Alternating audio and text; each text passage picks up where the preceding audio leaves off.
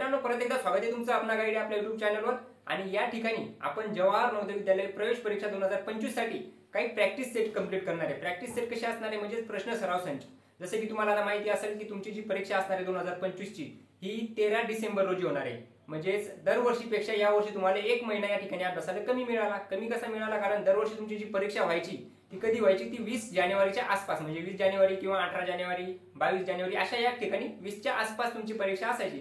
पण या वर्षी तुमची परीक्षा कधी होणार आहे डिसेंबर महिन्यात 13 तारखेला, म्हणजे जवळपास एक महिना सव्वा महिना या ठिकाणी तुमचा कमी झाला अभ्यासाचा। मग ह्या अभ्यासाचा जो कमी झालेला वेळ आहे मग त्याची भरपाई करण्यासाठी आतापासूनच तुम्हाला चांगला अभ्यास करावा लागणार आहे। चांगला म्हणजे कसा की तुमचा जो स्पीड होता अभ्यास करण्याचा, तुमचा अभ्यास तर चालूच होता पण तो स्पीड तुम्हाला आता वाढवावा लागणार आहे। मग तो कसा वाढवायचा तर तो वाढू शकतो फक्त आणि फक्त प्रॅक्टिस सेटने, म्हणजे प्रश्न सराव संचाने। मग हे जे आपण प्रश्न संच बघणार आहे हे प्रश्न संच कसे असणार आहे हे एकदम म्हणजे जशा पद्धतीने परीक्षेत प्रश्न विचारले जातात, 20 प्रश्न तुमचे गणित विषयाचे ज्या पद्धतीने विचारले जातात त्याच पद्धतीने हे या ठिकाणी प्रश्न संचामध्ये 20 प्रश्न तुमचे असणार आहेत। आणि या ठिकाणी एका टॉपिक वरून किंवा दोन टॉपिक वरून नाही तर पूर्णच्या पूर्ण जेवढे काही 10 ते 12 तुमचे टॉपिक आहेत तुमच्या अभ्यासक्रमात, जवाहर नवोदय विद्यालय प्रवेश परीक्षेच्या अभ्यासक्रमात ते पूर्णच्या पूर्ण टॉपिक वरून या ठिकाणी प्रश्न तुम्हाला पाहायला मिळतील।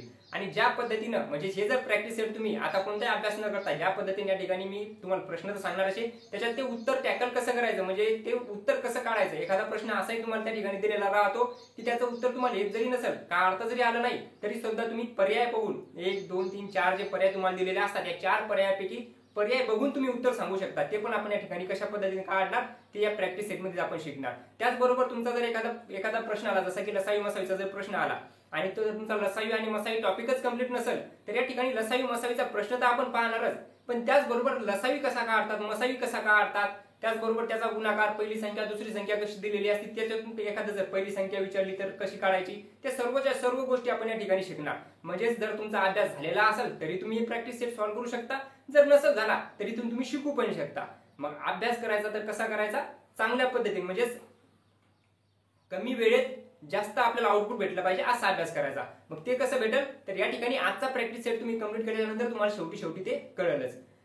मग या ठिकाणी आता तुम्हाला काय करायचं तर तुम्हाला करायचं सुरुवातीपासून मी या ठिकाणी तुम्हाला पहिला प्रश्न दुसरा प्रश्न असं करत करत 20 प्रश्न या ठिकाणी देणार आहे। आणि याच्यात तुम्हाला होऊ शकतं की आज तुमच्याला 20 पैकी 15 प्रश्न बरोबर येतील, 12 प्रश्न बरोबर येतील, होऊ शकतं काही जणांचे 10 प्रश्न बरोबर येतील, काही जणांचा अभ्यास नसेल तर होऊ शकतं की 4-5 प्रश्नच बरोबर येतील। पण असं करत करत प्रत्येक हे जे प्रॅक्टिस सेट आपण कंप्लीट करू यानुसार तुमचे मार्क सुद्धा वाढत जातील। मग ते कसे ओळखायचे तर तुम्ही सर्वात पहिले काय करायचं, एक नोटबुक घ्यायची किंवा मग एखादं पेज घ्यायचं प्रत्येक वेळेस, म्हणजे एक नोटबुकच घ्या छोटीशी। त्या नोटबुकवर तुम्ही काय करणार सर्वात पहिले लिहिणार की प्रश्न संच क्रमांक 1 किंवा प्रॅक्टिस सेट 1 जर लिहिलं तर या ठिकाणी तुम्ही 1 पासून 1 2 3 4 5 6 असं करत करत 20 पर्यंत अशा पद्धतीने 20 पर्यंत मांडून घेणार। आणि असं मांडल्याच्या नंतर त्या ठिकाणी मी तुम्हाला पहिला प्रश्न दिलेला आहे या ठिकाणी प्रॅक्टिस सेट मध्ये, म्हणजे या ठिकाणी तुम्हाला जो पहिला प्रश्न दिलेला असेल तो तुम्ही व्हिडिओ स्टॉप करून व्हिडिओ पॉज करून या ठिकाणी या पहिल्या प्रश्नाचं उत्तर काढणार। आणि पहिल्या प्रश्नाचं उत्तर काढल्याच्या नंतर परत तो व्हिडिओ स्टार्ट करून मी ज्या पद्धतीने उत्तर सांगेल त्याचं उत्तर तुम्ही मॅच करणार की आपलं उत्तर बरोबर आलं का नाही। जर तुमचं उत्तर बरोबर आलं असेल तर तुम्ही त्याला राईट करणार। जर दुसरा प्रश्न दिला त्या पद्धतीने तुम्ही दुसरा प्रश्न सुद्धा टॅकल करणार, म्हणजे त्याचा अगोदर उत्तर काढणार, नंतर चेक करणार त्याचं उत्तर बरोबर आलं किंवा नाही। त्याच पद्धतीने तुम्हाला किती वेळ लागतो, तुम्ही कशा पद्धतीने सोडवता, मी या ठिकाणी कशा पद्धतीने सोडवतो हे सुद्धा तुम्ही त्या ठिकाणी पाहणार। म्हणजे तुम्हाला या परीक्षेत महत्वाचं काय, प्रश्न सोडवणं तर महत्वाचं आहे पण तो कमी वेळेत कसा सोडवता येईल हे त्याच्यापेक्षा जास्त महत्वाचं आहे। मग या ठिकाणी जर आलं तुम्हाला दुसऱ्या क्रमांकाचा प्रश्न तुम्ही सोडवला त्याला तुम्हाला भरपूर टाइम लागला, 5 मिनिट लागले, 4 मिनिट लागले, 2 मिनिट लागले, आता एवढा वेळ तर आपण एका प्रश्नात देऊ शकत नाही। मग मी त्याला कमी वेळेत कशा पद्धतीने तुम्हाला सांगतो ते तुम्ही त्या ठिकाणी शिकणार। आणि जर ते उत्तर किंवा तुम्हाला त्याचं आलंच नाही तर तुम्ही त्याला रॉंग करणार। मग असं करत करत तुम्ही तिसरा आला, चौथा आला, 5वा आला, 6वा चुकला, असं करत करत तुम्ही 20 पर्यंत जाणार। आणि शेवटी तुम्ही पाहणार की तुमचे 20 पैकी या प्रॅक्टिस सेट 1 मध्ये किती प्रश्न बरोबर आले। समजा तुमचे 12 प्रश्न बरोबर आले तर तुम्ही 20 पैकी 12 या ठिकाणी तुम्हाला स्वतःला मार्क देऊन टाकणार। मग याने काय होईल तुम्हाला कळेल की आपण जो पहिला प्रॅक्टिस सेट केला होता त्याच्यात, म्हणजे जो पहिला प्रश्न संच आपण केला त्याच्यात आपल्याला 12 मार्क मिळाले। त्याच्यानंतर तुम्ही दुसऱ्या दिवशी दुसरा प्रॅक्टिस सेट बघणार आणि या दुसऱ्या प्रॅक्टिस सेट मध्ये सुद्धा तुम्ही असंच करणार। आणि याच्यात तुम्हाला होऊ शकतं की आता 12 आले होते या ठिकाणी 13 मार्क येतील, मग या ठिकाणी 13 तुम्ही लिहून घेणार 20 पैकी। अशा पद्धतीने तुमच्या प्रत्येक प्रॅक्टिस सेट मध्ये प्रत्येक याच्यात तुमचे 2 2 3 3 1 1 मार्क्स या ठिकाणी वाढणार। होऊ शकतं एखादा प्रॅक्टिस सेट म्हणजे एखादा प्रश्न संच अवघड आला तर त्या ठिकाणी 1-2 मार्क तुमचा कमी पण होईल, पण या ठिकाणी घाबरायचं नाही। कशामुळे, कारण तुमचे प्रत्येक दिवशी तुम्ही एक नवीन काय होणार कन्सेप्ट शिकणार या ठिकाणी। आणि याच्यातूनच काय होणार, ज्या वेळेस एखादा जर टॉपिक तुम्हाला येत असेल तर तो पुन्हा तुम्हाला करायची गरज पडणार नाही. म्हणजे त्या ठिकाणी तुमचा वेळ सुद्धा कमी जाणार. म्हणजे कमी वेळेत तुम्ही जास्त अभ्यास कशा पद्धतीने करणार, तर अशा पद्धतीने करणार. मग या ठिकाणी दररोज आता जसं की आपण काय करतो की एक टॉपिक घेतो, जसं की तुम्ही एखादा टॉपिक घेतला ना, संख्या पद्धतीचे तुम्ही प्रश्न सोडवले पूर्णच्या पूर्ण, त्याच्या बाद दुसऱ्या दिवशी 2-4 दिवस लागले तुम्हाला, समजा 2 दिवस लागले, 4 दिवस लागले संख्या पद्धती हा टॉपिक कंप्लीट करायला. मग संख्या पद्धती 4 दिवस तुम्ही घातली, त्याच्यानंतर 8 दिवस 10 दिवस जातात तुमचे पुढचे टॉपिक तुम्ही कंप्लीट करत जाता आणि मागचं सपाट होत जातं. म्हणजे मागचं सर्कल तुम्ही विसरून जाता, संख्या पद्धतीचं तुम्हाला काहीच ध्यानात राहत नाही. मग हे या ठिकाणी होणार नाही. कसं होणार नाही, कारण दररोज तुम्हाला या ठिकाणी लसाई मसाईचा प्रश्न दिसल, दररोज तुम्हाला या ठिकाणी सरासरीचा प्रश्न दिसल, दररोज तुम्हाला या ठिकाणी संख्या पद्धतीचा प्रश्न दिसल. मग दररोज जर तेच प्रश्न तुमच्या समोर येत असतील, पूर्णच्या पूर्णचे 10-12 टॉपिक तुम्हाला दिलेले आहेत अभ्यासक्रमात, त्या 12 टॉपिक वरून पूर्ण प्रश्न तुम्हाला या ठिकाणी जर भेटत असतील तर ते तुम्ही दररोज काय करणार, रिवाइज करणार. म्हणजे दररोज जर ती गोष्ट रिवाइज होत असेल तर ती शेवटपर्यंत तुमच्या लक्षात राहणार. मग परीक्षेत या गोष्टीचा तुम्हाला फायदा नक्कीच होणार. आता कुठलाही उशीर न करता आता आपण काय करणार आहे, या ठिकाणी एक प्रश्न आपण या ठिकाणी कंप्लीट करणार आहे. असे एकूण 20 प्रश्न तुम्हाला या ठिकाणी बघायला मिळतील.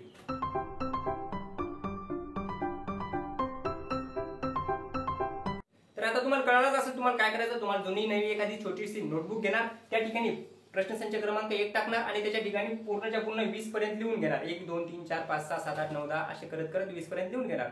आणि या ठिकाणी आता जशा पद्धतीने तुम्हाला या ठिकाणी दिसत असेल, पहिला प्रश्न तुमच्या समोर आलेला आहे आणि याच पद्धतीने प्रश्न तुमच्या परीक्षेत सुद्धा येतात. याच पद्धतीने हे जर तुम्ही प्रॅक्टिस सेट केले तर असेच प्रश्न तुम्हाला त्या ठिकाणी परीक्षेत पण दिसतील. मग या ठिकाणी आता तुम्हाला पहिला प्रश्न दिला, तुम्ही काय करणार, व्हिडिओ स्टॉप करणार आणि व्हिडिओ स्टॉप केल्याच्या नंतर म्हणजे व्हिडिओ पॉज केल्याच्या नंतर या ठिकाणी याचं उत्तर काढणार आणि याचं उत्तर काढल्याच्या नंतर मी या ठिकाणी उत्तर सांगितल्याच्या नंतर ते चेक करणार की तुमचं उत्तर बरोबर आलं किंवा चुकलं. मग बरोबर आलं असेल तर तुम्ही 1 नंबरच्याला बरोबर करणार, चुकलं असेल तर तुम्ही त्याला रॉंग करणार. आणि शेवटी 20 प्रश्न झाल्याच्या नंतर तुम्ही कमेंट मध्ये सांगणार की तुमची या 20 पैकी किती प्रश्न बरोबर आले. मग यानं काय होणार की आज तुमचे जर 10 प्रश्न येतील तर उद्या 11-12 येतील, त्याच्यानंतर 13-14 प्रश्न शिल्लक येतील. म्हणजे असं करत करत 1-1 2-2 प्रश्न दररोज तुमचा वाढत जाईल. आणि परीक्षा येईपर्यंत, परीक्षा तर खूप लांब राहिली, अजून 6 महिने बाकी आहे तुम्हाला, पण पुढच्या 1 महिना जरी तुम्ही हे कंप्लीट केले, पूर्णच्या पूर्ण 15 ते 20 जर तुम्ही प्रश्न सेट फक्त 15 ते 20 जरी कंप्लीट केले तर या ठिकाणी तुमचे 20 पैकी 20 प्रश्न बरोबर येणार म्हणजे येणार. आणि त्याच्यानंतर जर तुम्ही 20च्या आत कधीच येणार नाही. म्हणजे त्याच्या पुढचे जे प्रॅक्टिस सेट राहते 15 प्रॅक्टिस सेटच्या नंतरचे, तर त्याच्यात प्रत्येकात तुम्हाला 20 पैकी 20 मार्क या ठिकाणी नक्कीच मिळणार. मग आता हे कसे सोडवायचे ते आपण या ठिकाणी पाहणार. तर या ठिकाणी तुम्ही पाहू शकता तुमच्या समोर पहिला प्रश्न दिलेला आहे. आणि पहिला प्रश्न काय दिलेला आहे, तर पहिला प्रश्न दिलेला आहे, जर आपण 1 ते 100 पर्यंतच्या सर्व संख्या लिहिल्या, तुम्हाला उजळणी लिहिता येते 1 2 3 4 5 असं करत करत 100 पर्यंत तुम्ही लिहू शकता. मग हे असं लिहिल्याच्या नंतर तुम्हाला सांगितलं की 9 हा अंक किती वेळेस येईल. प्रत्येक अंक असतो. आता तुम्हाला एक गोष्ट मी या ठिकाणी डायरेक्ट नाही सांगणार की उत्तर याचं 1 येईल, 2 येईल, 3 येईल, 4 येईल, याचं उत्तर काय येईल हे नाही सांगणार. मी काय सांगणार की सर्वात महत्वाचं म्हणजे काय की संख्या बनतात कशा, कोणकोणत्या अंकापासून बनतात. तर संख्या बनतात 0, त्याच्यानंतर 1 2 3 4 5, त्याच्यानंतर 6 7 8 आणि 1 9. म्हणजे 1 2 3 4 5 6 7 8 9 आणि 10. हे जर 10 अंक घेतले तर कोणतीही संख्या या 10 अंकापासूनच बनती. कशी, तुम्ही जर घेतले 59 तर पहा 5 आणि 9, 5 आणि 9. तुम्ही घेतले 98 तर 9 आणि 8, 9 आणि 8. त्याच्यानंतर घेतले 70, 7 आणि 0, 7 आणि 0. कोणतीही संख्या घ्या, 1 अंकी घ्या, 2 अंकी, आता 1 अंकी तर हे एवढेच अंक आहेत, 1 अंकी, 2 अंकी, 3 अंकी, 4 अंकी, 5 अंकी, 10 अंकी संख्या, कोणतीही संख्या घेतली तर या 10 अंकापासूनच बनणार, एवढं माहिती आहे तुम्हाला. मग तुम्हाला याच्यातून प्रश्न विचारला जातो, कोणकोणत्या पद्धतीने प्रश्न विचारला जातात. तुम्हाला विचारलं जातं 0 किती वेळेस येतो 1 ते 100 पर्यंत. तुम्हाला विचारलं जातं 1 किती वेळेस येतो, 2 किती वेळेस येतो, 3 किती वेळेस येतो, 4 किती वेळेस येतो, 5 किती वेळेस येतो, 6 7 8. आणि आता जो प्रश्न विचारला आपल्याला तो विचारला 9 किती वेळेस येतो. मग हे सर्व अंक तुम्हाला माहिती पाहिजेत, कोणता अंक किती वेळेस येतो. तुम्हाला विचारू शकता 0 किती वेळेस येतो, 1 पासून जर मी 100 पर्यंत लिहिलं तर. मग या ठिकाणी आता सर्वात महत्वाचं हे कळालं तुम्हाला की कोणकोणत्या अंकापासून संख्या बनतात. त्याच्यात जर का मी 1 पासून 100 लिहिले तर 9 हा किती वेळेस येईल. तर तुम्हाला काय काय माहिती पाहिजे पहा. 0 किती वेळेस येतो, तर 0 येतो 11 वेळेस. किती वेळेस, 11 वेळेस. त्याच्यानंतर 1 किती वेळेस येतो, तर 1 येतो 21 वेळेस. 1 येतो 21 वेळेस. त्याच्यानंतर 2 ते 9 म्हणजे 2 घ्या, 3 घ्या, 4 5 6 7 8 9 यापैकी कोणताही अंक आला तर तो येतो 20 वेळेस. या 3 गोष्टी तुमच्या पाठच पाहिजे, तुम्हाला माहिती पाहिजे. जसं की मी जर म्हणलं 0 तर 0 कुठं कुठं येतो, तर 0 पहा. आता 0 घेऊ शकतो का आपण डायरेक्ट? 0 तर घेऊ शकत नाही. कशामुळे? कारण 0 हे अंक नाहीच. मग 0 नाही तर मग या ठिकाणी किती येईल? सर्वात पहिले 0 कधी येईल? 10 मध्ये येईल, नंतर 20 मध्ये येईल, त्याच्यानंतर 30 मध्ये, नंतर 40 मध्ये, नंतर 50, नंतर 60, नंतर 70 मध्ये, नंतर 80 मध्ये, नंतर 90 आणि नंतर 100 मध्ये. कारण 1 ते 100 पर्यंत अंक कोणता? 0 किती वेळेस येतो?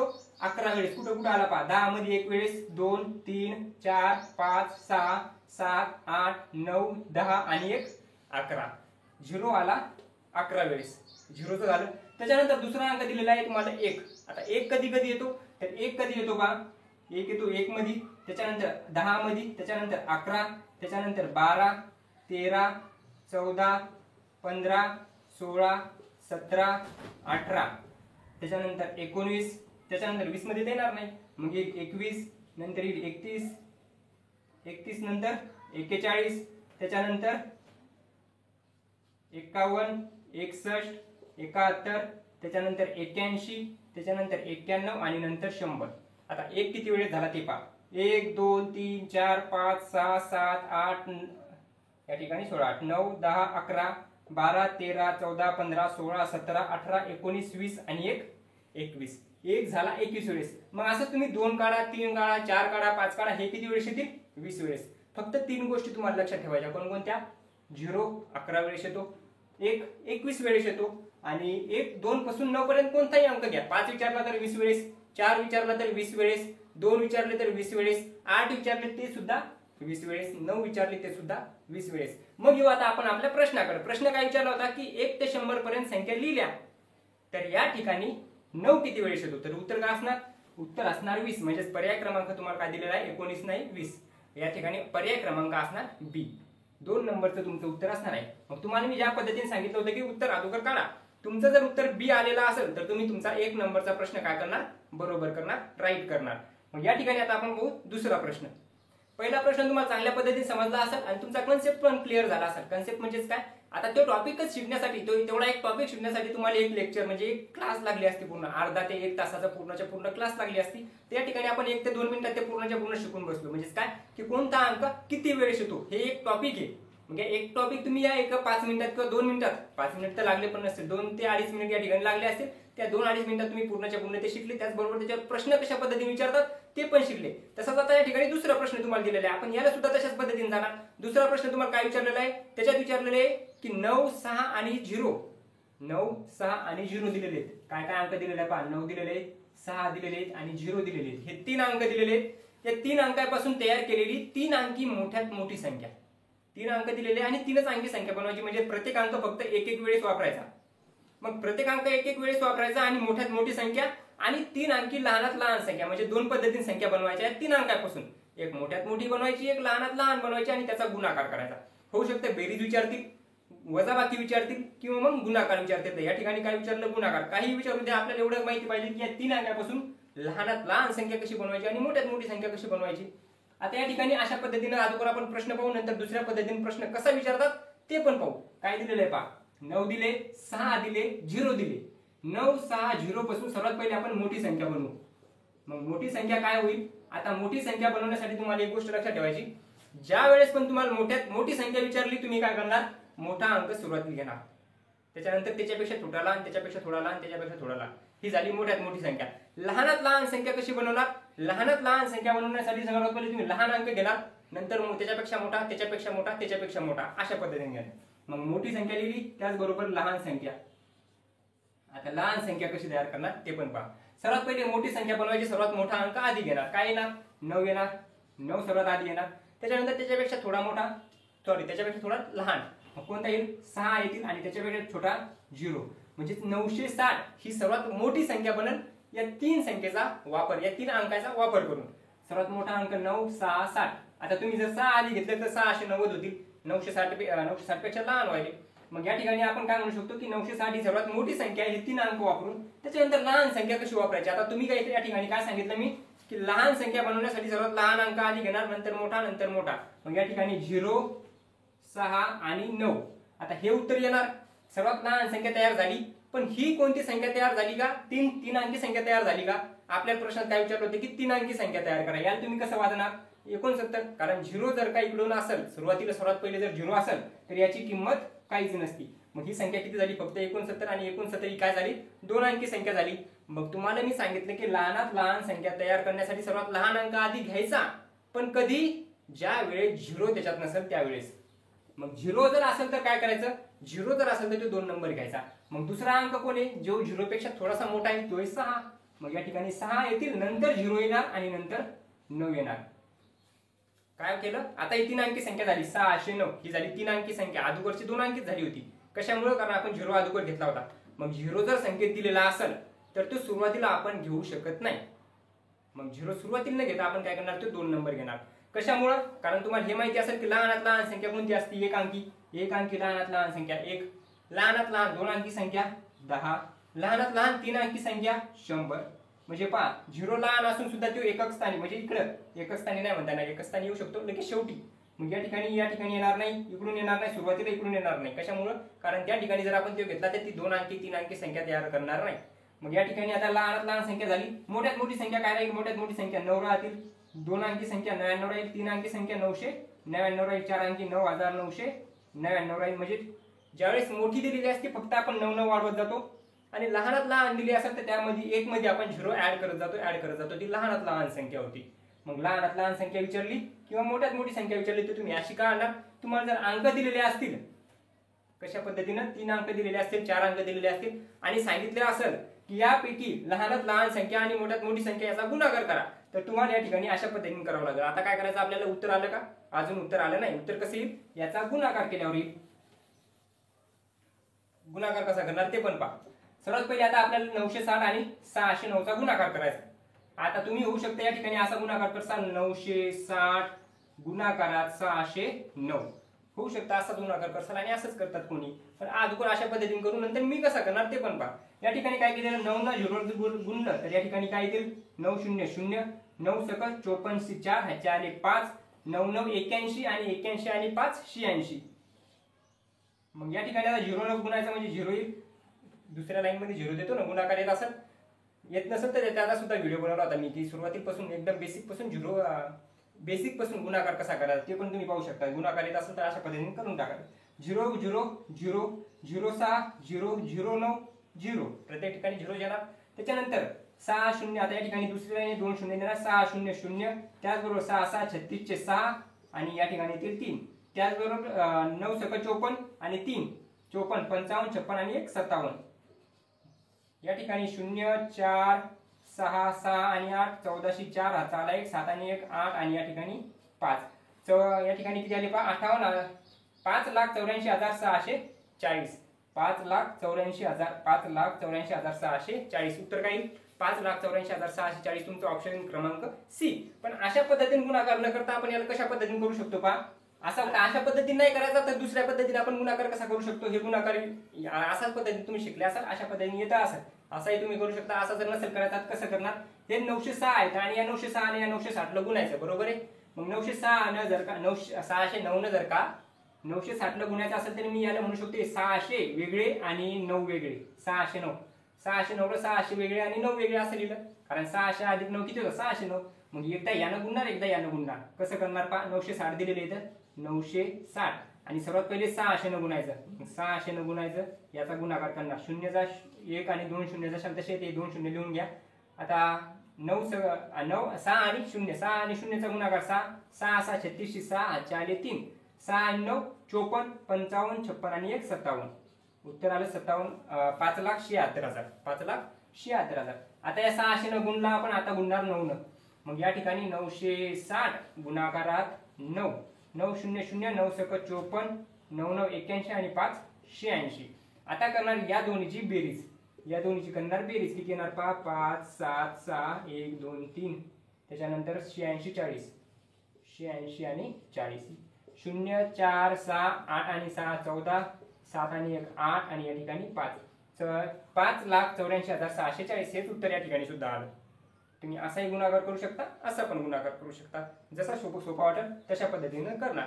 सर्वात महत्त्वाचं काय आलं या ठिकाणी? तुम्हाला लहानात लहान आणि मोठ्यात मोठी संख्या बनवता आली पाहिजे. मग लहानात लहान संख्या आणि मोठ्यात मोठी संख्या तुम्ही शिकले असाल. याच्यानंतर आपण लगेच पाहू आता तिसरा प्रश्न. पण त्याच्या अगोदर जर तुमचं उत्तर बरोबर आलं असेल तर तुम्ही 2 नंबरला बरोबर करणार, जर चुकलं असेल तर तुम्ही त्याला रॉंग करणार. तिसरा प्रश्न तुमच्या समोर काय दिलेला आहे पहा. 3 नंबरचा प्रश्न तुम्हाला दिलेला आहे की एक अपूर्णांक आहे तसाच किंवा समान राहतो जर, म्हणजे एक अपूर्णांक दिलेला असतो. अपूर्णांक काय असतो, अंश आणि छेदात जर एखादी संख्या दिलेली असेल तर त्याला आपण अपूर्णांक म्हणतो, किंवा ज्याची व्हॅल्यू म्हणजे ज्याची किंमत पूर्ण नसते त्याला आपण अपूर्णांक म्हणतो. मग अपूर्णांक कसा दिलेला असतो, अपूर्णांक असतो a छेदात b, अशा पद्धतीने दिलेला असतो अपूर्णांक a छेदात b, म्हणजे वर एक संख्या असते खाली एक संख्या असते. मग आता a आणि b याला आपण एखादा अपूर्णांक घेऊ. काय घेऊ, याला घेऊ 2/5. अशा पद्धतीने अपूर्णांक दिला, याला आपण घेतला 2/5. कोणताही घेऊ शकतो, 3/4, 2/8, काही घ्या तुम्ही. या ठिकाणी आपण घेतला काय 2/5 घेतला, एक अपूर्णांक घेतला, कारण आपल्याला दिलेला नव्हता, आपण अंदाजे घेऊ शकतो. त्याच्यानंतर काय सांगितलं पहा, तो तसाच राहतो म्हणजे त्याची किंमत बदलत नाही. एक अपूर्णांक आहे तो आपण घेतला, त्याची किंमत बदलत नाही, कधी नाही बदलत. पहिला पर्याय काय दिलेला पहा, एकाच संख्येची भर म्हणजेच काय, ऍड केल्याच्या नंतर म्हणजे बेरीज केल्याच्या नंतर. मग एकच संख्या अंश आणि छेदात जर घातली तर त्याची किंमत बदलत नाही. मग आता या ठिकाणी पहिला पर्याय पहा काय दिलेला आहे. या ठिकाणी पहिला पर्याय ए ऑप्शन, या ठिकाणी काय दिलेलं आहे 2/5 मध्ये जर का मी या ठिकाणी 2 मिळवले, परत या ठिकाणी सुद्धा 2 मिळवले, म्हणजे अंशात पण 2 मिळवले, छेदात पण 2 मिळवले, तर किती होतील, 2 आणि 2 4 आणि 5 आणि 2 7.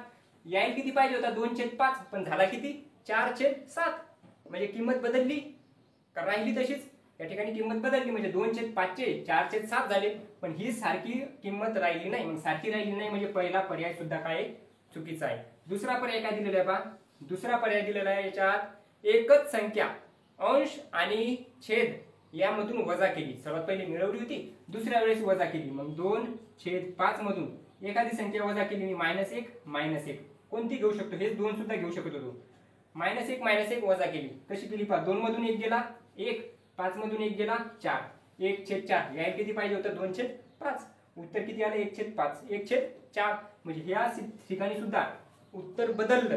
किंमत वजा केल्याच्या नंतर एखादी संख्या एखाद्या अपूर्णांकातून वजा केल्याच्या नंतर अंशातून आणि छेदातून समान, त्यावेळेस ती वजा केली त्यावेळेस सुद्धा काय झालं, किंमत बदलली. म्हणजे हे सुद्धा पर्याय राहणार नाही. आणि आपला प्रश्न काय होता की किंमत बदलली नाही पाहिजे. मग तिसरा काय दिलेला आहे पहा, सी मध्ये दिलेलं आहे की एकाच संख्येने अंश आणि छेद याचा गुणाकार केला. मग अंश आणि छेदात एकाच संख्येने गुणाकार केल्यावर मग या ठिकाणी 2 होते, या ठिकाणी 5 होते, या ठिकाणी मी 2 न गुणाकार करतो, या ठिकाणी सुद्धा 2 न गुणाकार करतो, अंशात पण 2 न छेदात पण 2 न. मग या ठिकाणी उत्तर काय येईल पहा, 2 2 4 आणि 5 2 10. या ठिकाणी आता संख्या सारख्या राहिल्या का बदलल्या. आता या ठिकाणी तुम्ही म्हणसाल इथं 2 होते, इथं 4 झाले, इथं 5 होते, इथं 10 झाले. इथं संख्या बदलली नाही. भलेही तुम्हाला या ठिकाणी दिसत असेल की ही संख्या चेंज झाली, पण याची किंमत बदलली नाही. किंमत कशी बदलली नाही पहा. आता या ठिकाणी मी जर अजून याला भाग दिला तर यात 2 न भाग जातो, याला पण 2 न भाग जातो. मग या ठिकाणी 2 2 4 आणि 2 5 10 आलं का नाही 2/5 परत, म्हणजे परत 2/5 आलं. जसं की तुम्ही लहान होते, तुम्ही चौथ्या वर्गात होते, त्यावेळेस थोडे लहान होते, आता 5वीत आले. भले तुमची हाईट वाढली पण तुम्ही बदलले का, तुम्ही जशाल तसेच येतात. मग तसंच याची फक्त हाईट वाढली पण हे किंमत याची जशाल तशी सेम आहे. किंमत जशी 2/5 ची होती तशी 4/10 ची, म्हणजे आपला पर्याय क्रमांक सी राहणार बरोबर उत्तर. परत डी पण पाहून घेऊ आपण. आता डी मध्ये काय दिलेले आहे पहा, डी मध्ये सांगितलेले आहे त्या संख्येचा व्युत्क्रम म्हणजे रेसिप्रोकलचा गुणाकार केल्यावर. रेसिप्रोकल म्हणजे काय असतो, जसं की या ठिकाणी 2/5 दिलेले होते, या ठिकाणी गुणाकार करायचा तुम्हाला याचा रेसिप्रोकल म्हणजे काय, रेसिप्रोकल म्हणजे काय त्याचा उलटा. मग या ठिकाणी 2/5 होते ना, 5/2 हे झाला त्याचा रेसिप्रोकल म्हणजे व्युत्क्रम. मग ह्याचा उलटा जर केला आपण याचा गुणाकार, आता गुणाकार जर मदत असेल तर या वरच्या 2 संख्येचा गुणाकार होत असतो आणि खालच्या 2 संख्येचा गुणाकार होत असतो. मग 5 2 10 आणि 5 2 10 आणि 10/10 याचं उत्तर असतं 1. मग आपल्याला तर 2/5 उत्तर पाहिजे होतं, इथे किती आलं 1 आलं. मग हे सुद्धा उत्तर राहणार नाही. मग याच्यातून तुम्हाला काय समजलं, या प्रश्नातून तुम्हाला काय समजलं, कोणत्याही अपूर्णांकात जर एकाच संख्येची बेरीज केली अंशात आणि छेदात तरी त्याची किंमत बदलते. जर एखाद्या अपूर्णांकातून अंशातून आणि छेदातून एकच संख्या वजा केली त्यावेळेस सुद्धा त्याची किंमत बदलते. ज्या वेळेस एखाद्या संख्येचा व्युत्क्रम म्हणजे रेसिप्रोकलने त्याला गुणलं त्यावेळेस सुद्धा त्याची किंमत बदलते. पण जर का एखाद्या अपूर्णांकाला एकाच संख्येनं अंशात आणि छेदात गुणलं म्हणजेच मल्टिप्लाय केलं तर त्याची किंमत बदलत नाही. ही गोष्ट तुम्हाला लक्षात ठेवायची. म्हणजेच काय, कोणत्याही संख्येच्या अंशात आणि छेदात, वरचा अंक अंश असतो खालचा छेद असतो, अंशात आणि छेदात एकाच संख्येनं म्हणजे 2 न किंवा 3 न किंवा 4 न 5 न कोणत्याही एकाच संख्येनं जर गुणलं तर त्याची संख्या बदलत नाही. 2/5 होते तर 2/5च राहणार. हे कळालं. मग या ठिकाणी तुमचा तिसरा प्रश्न सुद्धा क्लिअर झाला असेल. होऊ शकते याचं उत्तर तुमचं चुकलं असेल तर रॉंग करा, आला असेल तर बरोबर करा. शेवटी 20 प्रश्न झाल्यानंतर कमेंट मध्ये तुम्ही टाकणार की तुमचे 20 पैकी किती प्रश्न बरोबर आले. 20 पैकी किती प्रश्न बरोबर आले ते कुठे टाकणार, कमेंट मध्ये टाकणार. तर यानंतर पाहू आता आपण चौथा प्रश्न. चौथा प्रश्न तुम्ही पाहू शकता तुमच्या समोर दिलेला आहे. जर 4392 म्हणजे 4392 भागिले किती दिलेले आहेत 3.66 3.66 आणि याचं उत्तर काय दिलेलं आहे 1200. याचं उत्तर दिलेलं आहे 1200. असं जर दिलेलं असेल तर विचारलं 439.2 439.2 भागाकारात 36.6 याचं उत्तर काय येईल. आता या ठिकाणी पहा किंमत म्हणजे अंक जे दिलेले आहेत अंक सर्वच्या सर्व सारखे येतात.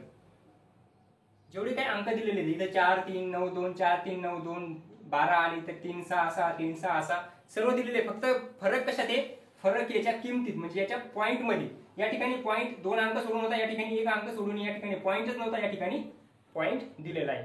मग या ठिकाणी पॉइंट दिलेला आहे, या ठिकाणी पॉइंट दिलेला नाही. याचं उत्तर काय, याचं उत्तर 12च्या याच्यात येईल म्हणजे 12 येतील 1200 येतील 120 येतील 0.12 येतील 1.2 येतील म्हणजे असंच उत्तर असणार. मग पर्याय सुद्धा तुम्हाला त्याच पद्धतीने दिलेले. मग आता याचं उत्तर कसं काढायचं, आता याचा भागाकार देत बसायचं का. तुम्ही जर याचा भागाकार करत असाल तर हे उत्तर येणार आहे का, तर हे उत्तर अशा पद्धतीने येणार नाही.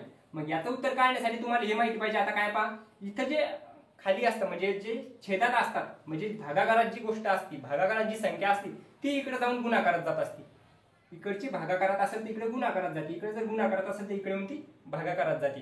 मग या ठिकाणी खालीची संख्या ती वर जाणार. मग खालची संख्या वर जाणार म्हणजेच काय, हे जे 3.66 येतं हे इथं न राहता आपण या ठिकाणी 3.66 असे गुणाकारात लिहू शकतो. म्हणजे या दोन्हीचा गुणाकार जर केला तर हे उत्तर येत असतं. या दोन्हीचा जर गुणाकार केला तर हे उत्तर येणार. म्हणजे याला मी म्हणू शकतो की आता या ठिकाणी 2 शून्य दिलेले, याचा जर मी गुणाकार केला तर या ठिकाणी 4392 उत्तर येतं. मग आता हे पॉइंट जर काढायचा असेल तर पॉइंट कसा काढणार, तर हे पॉइंटच्या नंतर 2 अंक येतात. मग हे पॉइंट जर निघून गेला तर हे 2 शून्य सुद्धा कट होतील. जर शून्य असेल या ठिकाणी 2 शून्य दिलेले आहेत ना, या 1200 ने जर मी याला गुणलं 366 ला तर या ठिकाणी जो पॉइंट होता तो पॉइंट निघून जातो. मग पॉइंट निघून गेला, 2 अंक होते समोर आणि या ठिकाणी 2 शून्य होते. मग 2 अंक असल्यामुळे या 2 शून्याने काय केलं, तो पॉइंट काढून टाकला. काय केलं समजलं का.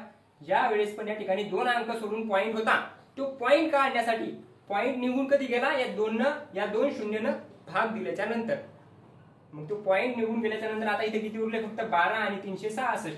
मग 12 गुणिले 366 जर केलं तर उत्तर किती येतं 4392 येतं. किती येतं 4392. या ठिकाणी मी तसंच लिहून घेतो 12 गुणाकारात 366. पण 366 आलं असतं. आता या ठिकाणी पहा पॉइंट या ठिकाणी एक अजून एक गोष्ट लक्षात ठेवा. या ठिकाणी असं न लिहून घेता काय करायला, इथं पहा पॉइंट नंतर किती अंक आहेत 1, पॉइंट नंतर किती अंक आहे 1. ज्या वेळेस पण एखादी संख्या भागाकारात असेल अंशात आणि छेदात असेल तर या ठिकाणी भागाकारात, आता तुम्हाला मी अगोदर सांगितल्याच्या अगोदरचाच प्रश्न काय होता, कोणत्याही संख्येला एकाच संख्येनं गुणलं तर त्याच्या किमतीत फरक पडत नाही. मग मी या ठिकाणी सुद्धा 10 अन गुणलं आणि या ठिकाणी सुद्धा 10 अन गुणलं, दोन्ही ठिकाणी. याच्या अगोदरच्याच प्रश्नात पाहिलं ना की एकाच संख्येने जर गुणलं तर त्याच्या किमतीत फरक पडत नाही. मग या ठिकाणी 10 अन गुणलं म्हणजे 10 वर 1 शून्य होता ना, हे पॉईंट निघून जाईल. 10 वर 1 शून्य होता, पॉईंटच्या नंतर 1 अंक होता, हे पण पॉईंट निघून जाईल. मग या ठिकाणी 10 न गुणल्याच्या नंतर याच्या किमतीत फरक पडणार नाही. मग मी असं अंदाजित काय केलं, याला दोन्ही ठिकाणी 10 न गुणलं, वर पण खाली पण. मग 10 न गुणल्याच्या नंतर वर काय आले पहा 4392 आले आणि खाली किती आले 366 आले. 366 आले आणि हे 366 आता इकडे जातील, 366 इकडे जातील आणि गुणाकारात किती यायला पाहिजेत. मग आता तुम्हाला या ठिकाणी सांगितलं होतं 366 गुणाकारात 12 म्हणजे 4392 होतात.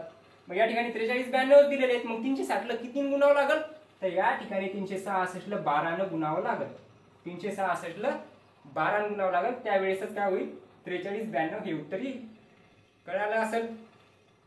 होऊ शकतं थोडंसं अवघड गेला असेल हे सांगण्यात, किंवा मग या ठिकाणी तुम्हाला कळालं नसेल तर व्हिडिओ मागे घ्या एकदा परत एकदा आणि परत एकदा चेक करा की कशा पद्धतीने सांगितलं. काय केलं होतं, इथं पॉईंट नंतर 2 अंक होते ना, मग या ठिकाणी 2 शून्य होते. हे 2 शून्यमुळे काय झालं, हे पॉईंट निघून गेला. गुणाकार केल्यानंतर तो पॉईंट निघून जात असतो. मग पॉईंट निघून गेला तर राहिले किती, फक्त 366. आणि 366 गुणिले 12 हे उत्तर दिलेलंच आहे आपल्याला. किती आहे, 4392. कारण इथे बरोबरचं चिन्ह आहे ना, या दोन्हीचा गुणाकार केल्यावर हे उत्तर येणार होतं, ते यायलाच पाहिजे होतं. मग असं जर असेल तर या ठिकाणी पॉईंट होता, या ठिकाणी पण पॉईंट होता. मग दोन्ही ठिकाणी पॉईंट का पॉईंट नंतर एक अंक, पॉईंट नंतर एक अंक होता, तर पॉईंट निघून गेला. मग पॉईंट निघून गेला तर हे 366 भागाकारात होते, इकडे गुणाकारात घेतले. मग इकडे गुणाकारात घेतल्याच्या नंतर आता याचा गुणाकार किती सोबत केला की आपल्याला 4392 येते. या ठिकाणी लाईन मध्येच दिलेलं आहे ना, 4392, 4392, 366, 366. तर राहिले फक्त किती, 12. तर याचं उत्तर किती यायला पाहिजे होतं, 12 यायला पाहिजे होतं. पण याचा आन्सर काय असणार, पर्याय क्रमांक ए हे तुमचं बरोबर उत्तर असणार. चौथा प्रश्न तुम्हाला कळाला असेल, बरोबर आला असेल तर राईट करा, रॉंग आला असेल तर त्याला रॉंग करा. पाहू आपण 5वा प्रश्न.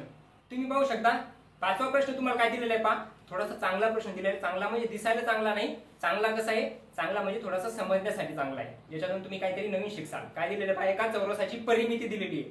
चौरस काय असतो माहितीये का, चौरस असतो ज्याच्या चारही बाजू समान असतात. चौरस म्हणजेच काय, चौकोनी डब्बा. चौकोनी कसा, ज्याच्या चारही बाजू कशा येतं, समान येतं, हे झाला चौरस. याला इकडून इकडून इकडून इकडून चारही बाजू कशा येते, या समान येतं, हे झाला चौरस.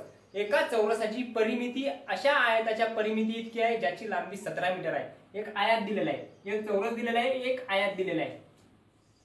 आयत दिलेला आहे असा. आता आयताचं काय असतं, समोरच्या बाजू समान असतात. म्हणजे ह्या दोन बाजू समान असणार आणि ह्या दोन बाजू समान असणार. ह्या दोन बाजू एकमेकाला समान, ह्या दोन बाजू एकमेकाला समान असणार.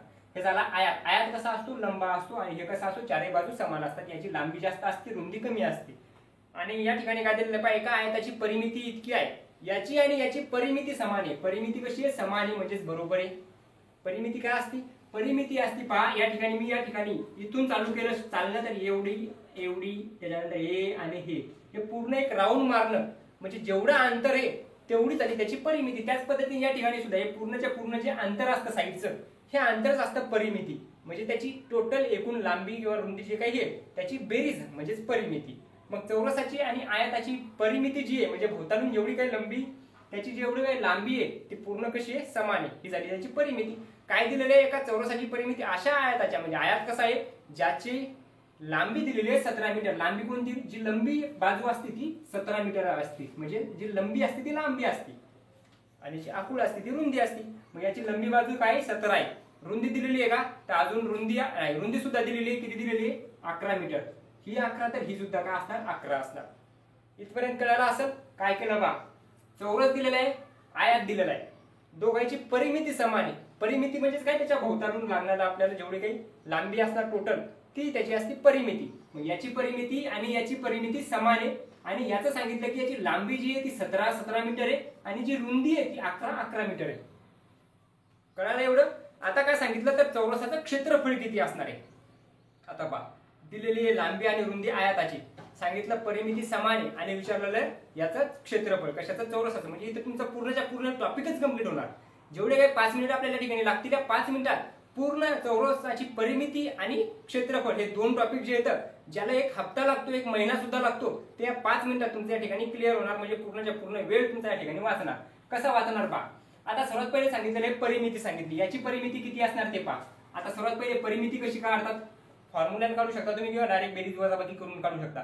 बेरीज वजाबाकी कशी तुम्हाला काय सांगितलं, परिमिती म्हणजे काय, पूर्णच्या पूर्ण अंतर. मग किती होणार आहे, हे 17 आणि हे 17, 17 दोन्ही 34, 34 आणि 11 दोन्ही 22. किती व्हायले, 22, 34, 35, 36 म्हणजे 56.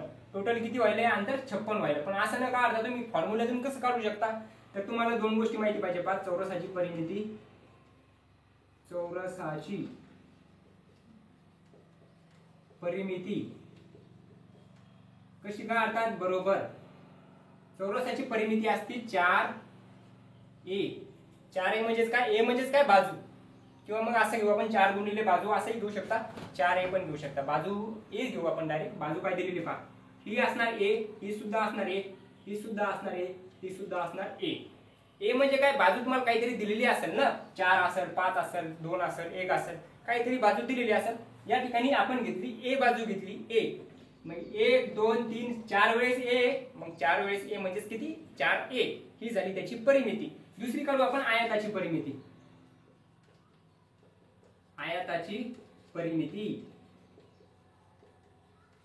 आयताची परिमिती. आयताची परिमिती किती असते पहा? 17 17 दोन वेळेस आहे, 11 11 दोन वेळेस आहे. मग याला मी असं म्हणू शकतो की दोन गुणाकारात किती लांबी अधिक रुंदी. लांबी गुणिले रुंदी. आता लांबी आणि रुंदी आयताची परिमिती कशी येणार पहा? आयताची परिमिती बरोबर दोन गुणाकारात किती येतं? लांबी किती आहे पहा? लांबी दिलेली आहे 17 अधिक रुंदी किती दिलेली आहे? 11. मग या ठिकाणी दोन गुणाकार 17 आणि 11, 7 आणि 1 8, 1 आणि 1 2 किती झाले? 28. तर 28 दोन्ही 56. याचा गुणाकार केला 2 8 16 6 चाला 1 2 दोन्ही 4 आणि 1 5 56. म्हणजे आयताची परिमिती किती आली पहा? आयताची परिमिती आली 56. परिमिती किती आली? 56 आली. मग आयताची परिमिती जर का 56 आली असेल तर ती 56च आयताची परिमिती काय आहे? आपल्या चौरसाची परिमिती आहे. आयताची परिमितीच काय? चौरसाची परिमिती. हे 56 आली. मग आता चौरसाची परिमिती, चौरसाची परिमिती किती दिलेली आहे? 4a. आणि आपल्याला चौरसाची परिमिती किती सांगितली?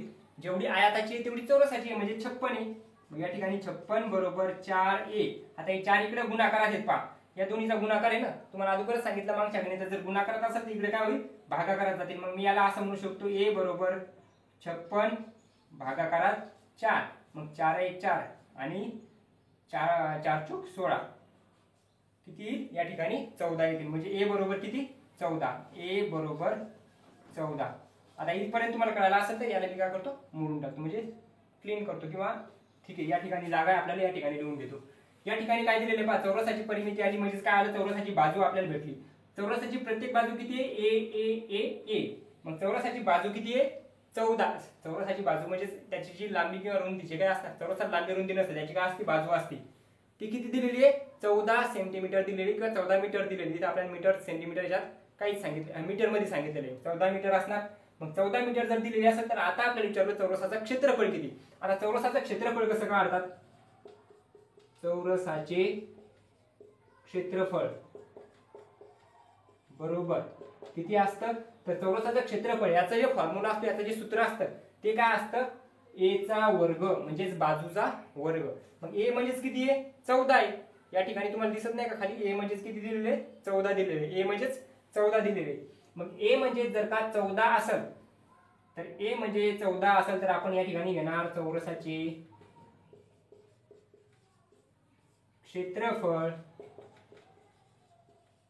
बरोबर 14 चा वर्ग. आणि चौरसाचे क्षेत्रफळ म्हणजे किती येईल? 14 चा वर्ग किती असतो? 14 चा वर्ग तुम्हाला माहिती पाहिजे. 14 चा वर्ग असतो 196. 196.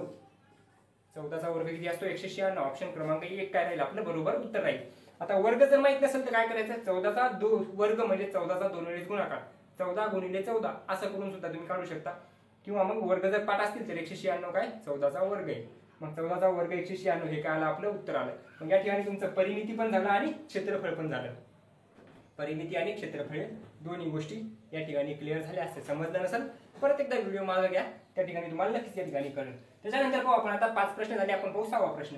आता वेळ जास्त व्हायला त्या ठिकाणी, त्यामुळे आपण या ठिकाणी इथून पुढचे जे प्रश्न असतात ते जराशी काय करणार? फास्ट घेणार. मग फास्ट कसे घेणार? त्या ठिकाणी तुम्ही पाहू शकता तुमचा 6 नंबरचा प्रश्न काय दिलेला आहे? 30 किलो मिठाईतून 203 किलो वजनाच्या मिठाईचे किती बॉक्स तयार होतील? सरळ सरळ प्रश्न दिलेला आहे. 30 किलो मिठाई दिलेली आहे. आता तुम्हाला जर म्हणलं असतं मी 30 दिलेले आहे आणि या 30 किलो मिठाईतून 5-5 किलोचे बॉक्स वेगळे बनवायचे मला, म्हणजे एका बॉक्स मध्ये 5 किलो मिठाई बनवायची. टोटल 30 किलो मिठाई आणली, 5-5 किलोचे बॉक्स म्हणजे 5-5 किलो मिठाई बसेल असे बॉक्स तयार करायचे. तर किती बॉक्स तयार होतील? तर तुम्ही काय केलं असतं? 30 भागाकारात 5 केले असते आणि 5 × 30 बॉक्स किती तयार झाले असते? 6 तयार झाले असते. पण या ठिकाणी असं न देता काय दिलेलं आहे? 30 किलो मिठाई आणि 2/3 किलोचे बॉक्स बनवायचे. आता 2/3 किलोचे बॉक्स कसे बनवायचे? आता इथे भागाकारात आहे, इथे पण भागाकारात आहे. पण याला कसं सॉल्व्ह करायचं? तर याला आपण कसं सॉल्व्ह करतो पहा. 30 जशाल तसे घेतो. भागाकारात काय येतं? 2 येतं आणि हे जे 3 खाली येतं इथे भागाकारात येत ते वर गुणाकारात जातात. हे काय होतात? इकडे वर गुणाकारात जातात. म्हणून गुणाकारात 3 अशा पद्धतीने आपण याला लिहितो. काय केलं पहा? 30 भागाकारात 2/3 होतं, तर हे जे 3 असतात ना हे इकडे वर गुणाकारात जातात, कारण खाली ते भागाकारात येतात. मग खाली जर भागाकारात होती ती वर जाऊन याच्यात गेले गुणाकारात. मग या ठिकाणी बे आणि बे एक बे आणि बे पंचता म्हणजे किती आलं 15 आलं, आणि 15 त्रिक 45. किती बॉक्स तयार होतील? 45 बॉक्स तयार होतील. समजलं असेल? अगोदर तुम्ही उत्तरही काढला असेल, तुमचं जर बरोबर आलं असेल तर या ठिकाणी चेक करा, नसेल आलं तर या ठिकाणी आता समजून घ्या काय केलं आपण की भागाकारात जी संख्या असते खाली भागाकारात आणि परत खाली जर असेल अंश आणि छेदात, तर खालची छेदातली संख्या वर जाऊन गुणाकारात जाते. म्हणजे 20 30 गुणिले 3 होतील आणि भागाकारात किती राहतील? फक्त 2 राहतील. मग या ठिकाणी काय केलं 15 चा भागीला 15 दुनी 30 आणि 15 त्रिक 45 बॉक्स या ठिकाणी तयार होतील. उत्तर काय राहील आपलं? पर्याय क्रमांक डी, 4 नंबरचा पर्याय या ठिकाणी आपला बरोबर राहील. त्याच्यानंतर काय दिलेलं आहे 7 नंबरचा प्रश्न, एका आयताकार प्लॉटचे क्षेत्रफळ. एका टॉपिक मध्ये म्हणजे आजचा जो प्रश्न सेट आहे त्याच्यात तुमचा पूर्ण गणित विषयाचा सिलेबस कंप्लीट होणार. तुमचा कुठलाच प्रश्न म्हणजे कशाही पद्धतीचा प्रश्न तुम्हाला विचारला तर याच्या बाहेर तुम्हाला विचारला जाणार नाही. आता तुम्ही काय केलं? परिमिती शिकले, त्याचबरोबर चौरसाचे क्षेत्रफळ शिकले. आता तुम्हाला दिलेलं आहे की आयताकार प्लॉटचं क्षेत्रफळ दिलेलं आहे. एक आयताकार प्लॉट आहे, जसं की तुम्ही आयताकार प्लॉट न म्हणता तुम्ही समजा की तुमच्या शाळेचं ग्राउंड आहे. कसं शाळेचं ग्राउंड कसं आहे? आयताकार आहे. अशा पद्धतीने तुमच्या शाळेचं ग्राउंड आहे. हे झालं तुमच्या शाळेचं ग्राउंड, आणि याचं क्षेत्रफळ किती दिलेलं आहे? 616 वर्ग मीटर एवढे. याची रुंदी 22 मीटर आहे. रुंदी म्हणजे जी लहान बाजू असते 22 मीटर असणार. लांबी जी आहे ती अजून दिलेली नाही, 22 मीटर आहे. आणि 7.50 प्रति मीटर या दरानं कुंपण घालायचं तर एकूण खर्च किती येईल? काय दिलेलं आहे की हे शाळेचं ग्राउंड आहे, आणि शाळेचं ग्राउंड तुम्ही दुपारूनच पळून जाता शाळेतून, त्यामुळे शाळेत काय करायचं? ग्राउंडला कंपाऊंड करायचं. तुम्ही दुपारच्या सुट्टीत शाळेतून पळून जाऊ नये यासाठी या ठिकाणी तुम्हाला काय करायचं? कंपाऊंड करायचं. मग कंपाऊंड करायचं जर असेल, कुंपण जर करायचं असेल तर या पद्धतीने आपल्याला याची काय काढावं लागेल? परिमिती काढावं लागेल. परिमिती कशी? पूर्णच्या पूर्ण याची लांबी आणि रुंदी याची बेरीज बघावं लागेल किती येते. पण सर्वात महत्वाचं इथे लांबी तर दिलीच नाही, फक्त 22 दिलं. लांबी किती येईल हे माहिती आहे का तुम्हाला? नाही. मग ती काढायची कशी? तर तुम्हाला या ठिकाणी सर्वात पहिले आता काय करावं लागेल? चौरसाचं आयताचं क्षेत्रफळ याचा फॉर्म्युला माहिती पाहिजे. मग आयताचं क्षेत्रफळ काय असतं पहा. आयताचे क्षेत्रफळ काय असतं? आयताचं क्षेत्रफळ असतं लांबी गुणिले रुंदी. लांबी गुणिले रुंदी हे असतं आयताचं क्षेत्रफळ, याचा फॉर्म्युला. म्हणजे हे जर आयत दिलेला असेल तर याच्या लांबीचा आणि याच्या रुंदीचा जर का तुम्ही गुणाकार केला तर तुम्हाला आयताचं क्षेत्रफळ भेटतं. मग या ठिकाणी आयताचं क्षेत्रफळ दिलेलं आहे का? प्रश्नात तुम्ही पाहू शकता का? मग प्रश्नात जर तुम्ही चेक केलं तर तुम्हाला 616 काय दिलेलं आहे? आयताचं क्षेत्रफळ दिलेलं आहे. किती आहे?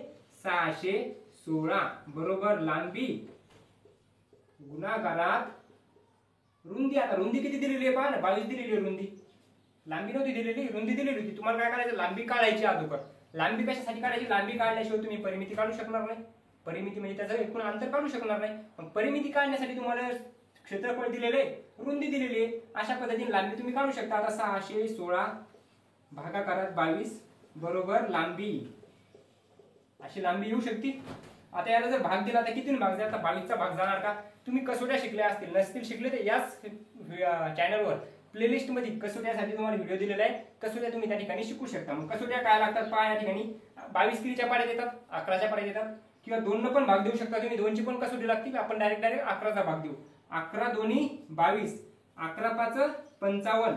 किती राहिले पहा? 55, 56, 57, 58, 59, 60 आणि 61. राहिले किती? 6 राहिले तर किती झाले? 66. मग 11 6 66.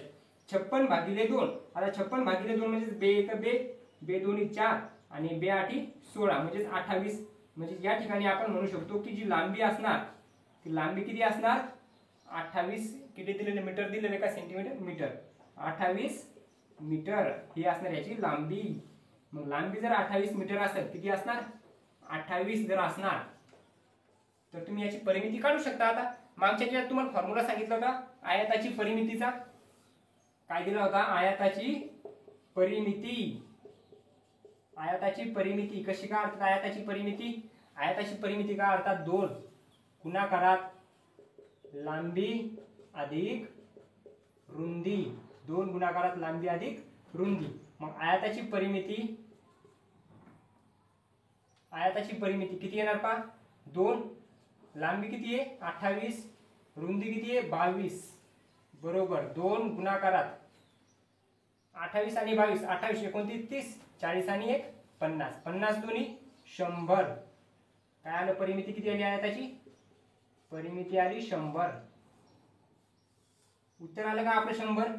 उत्तर आलं नाही. कसं नाही आलं पहा, परिमिती 100 दिलेली आहे आणि तुम्हाला सांगितलेलं आहे की या प्रत्येक जे पूर्ण जेवढी काही परिमिती आहे म्हणजे पूर्ण जे कंपाऊंड आपल्याला जे लागणार ते किती मीटर लागणार, पूर्ण तार जो आणायचा आपल्याला, तार कंपाऊंड करण्यासाठी जो तार आणायचा तो तार आपल्याला 100 मीटर तार लागणार.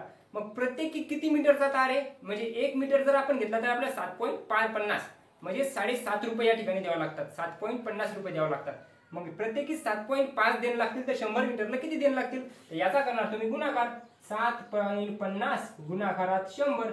आणि याचा गुणाकार करता वेळेस मी तुम्हाला मागच्या याच्यातच सांगितलं, पूर्ण मागच्या प्रश्नावर आहे पहा, पॉईंटच्या नंतर 2 अंक येतं, इथं 2 शून्य येतं, तर हे 2 शून्य पॉईंटला काय करतील काढून टाकतील. उत्तर किती येईल 750 रुपये. 750 रुपये येणार आपलं आन्सर. 750 रुपये का असणार आपलं हे उत्तर असणार. या ठिकाणी काय झालं बा, परिमिती काढली, सर्वात पहिले क्षेत्रफळ दिलं होतं आणि रुंदी दिली होती, त्याच्यातून लांबी काढली, लांबीवरून आपण परिमिती काढली, परिमितीवरून आपण किती रुपये खर्च येईल ते काढलं. म्हणजे पूर्ण या ठिकाणी तुमचं आयात आणि चौरस याच्यावर जेवढ्या पद्धतीचे प्रश्न येऊ शकतात ते याच पद्धतीने येणार, याच्या बाहेर तुम्हाला प्रश्न विचारला जाणार नाही. याच्यानंतर जो 8 नंबरचा प्रश्न तुम्हाला दिलेला आहे जरासा विचार करण्यासारखा, किंवा होऊ शकतं तुम्ही हा प्रश्न पाहिल्याच्या नंतर सोडून दिला असता, पण आज या ठिकाणी तुम्ही शिकल्याच्या नंतर अशा पद्धतीचा प्रश्न सुद्धा या ठिकाणी सोडवणार.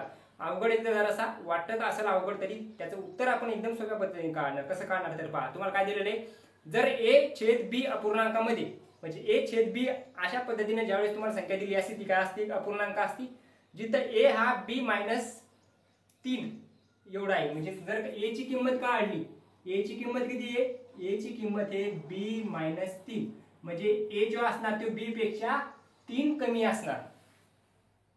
b मधून जर 3 वजा केले तर a ची किंमत भेटेल. म्हणजे जर का b 5 असेल तर a फक्त 2 असणार, जर b 10 असेल तर a फक्त 7 असणार. हे कधी, ज्यावेळेस आपल्याला b ची व्हॅल्यू मिळेल त्यावेळेस. पण आपल्याकडे अजून b चीच व्हॅल्यू नाही, मग आपण काय करणार, सर्वात पहिले नंतर काय दिलेलं पहा, a प्लस a+10 b नाही दिलं, a+10/b minus a/b is equal to किती दिलेले तर 10/7, 10/7 आहेत. तर a/b किती असणार, a/b आपल्याला काढायचा, म्हणजे a ची आणि b ची दोघांची व्हॅल्यू आपल्याला काढायची. आता अशा पद्धतीने दिलेले. आता इथं तुम्ही काय करू शकता पहा, इथं पण b दिलेलं आहे, इथं पण b दिलेलं आहे. आता ज्यावेळेस तुम्ही शिकले असाल किंवा नाही, हे आता शिकले असाल असं मी समजतच नाही. आज मी असं समजतो की तुम्ही या ठिकाणी आले तर पहिल्यांदाच आले, तुम्हाला या ठिकाणी काहीच माहिती नाही, गुणाकार बेरीज भागाकार वजाबाकी काय करायचं काहीच माहिती नाही. या ठिकाणी लक्षात ठेवा, ज्यावेळेस पण 2 संख्या असतात, हे एक अपूर्णांक आहे, हा एक अपूर्णांक आहे, इथं जसं a/b आहे तसंच या ठिकाणी सुद्धा तुम्ही समजू शकता a/b दिलेलं आहे.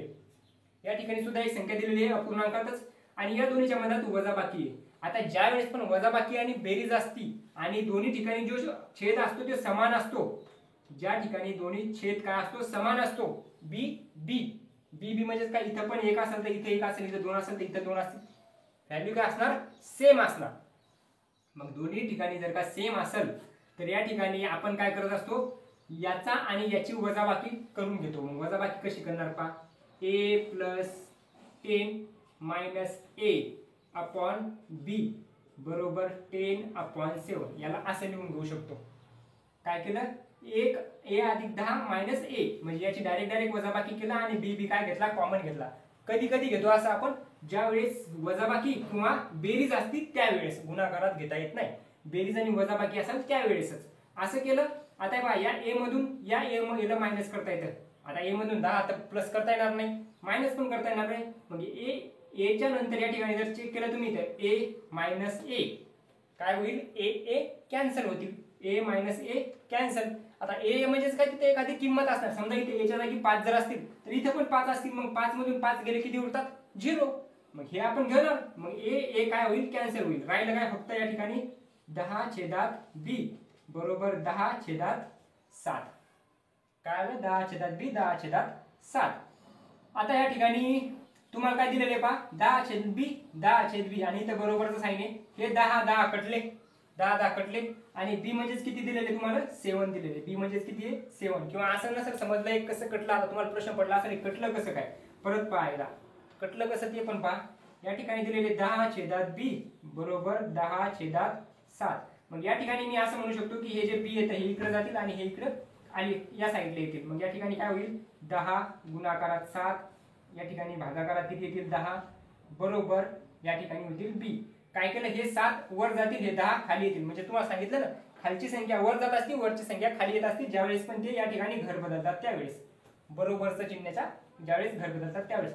हे 10 गुणाकारात हे 10 आणि हे 10 कटले, राहिले किती बी बरोबर 7. बी बरोबर किती आहे 7. मग बी बरोबर 7 असेल. आता या ठिकाणी पाहू शकता तुम्ही इक्वेशन 1 हे जे दिलेले याच्यात काय दिलेले बी जर 7 असेल तर 7 मधून किती गेले 3 गेले, तर ए किती राहील 4 राहील.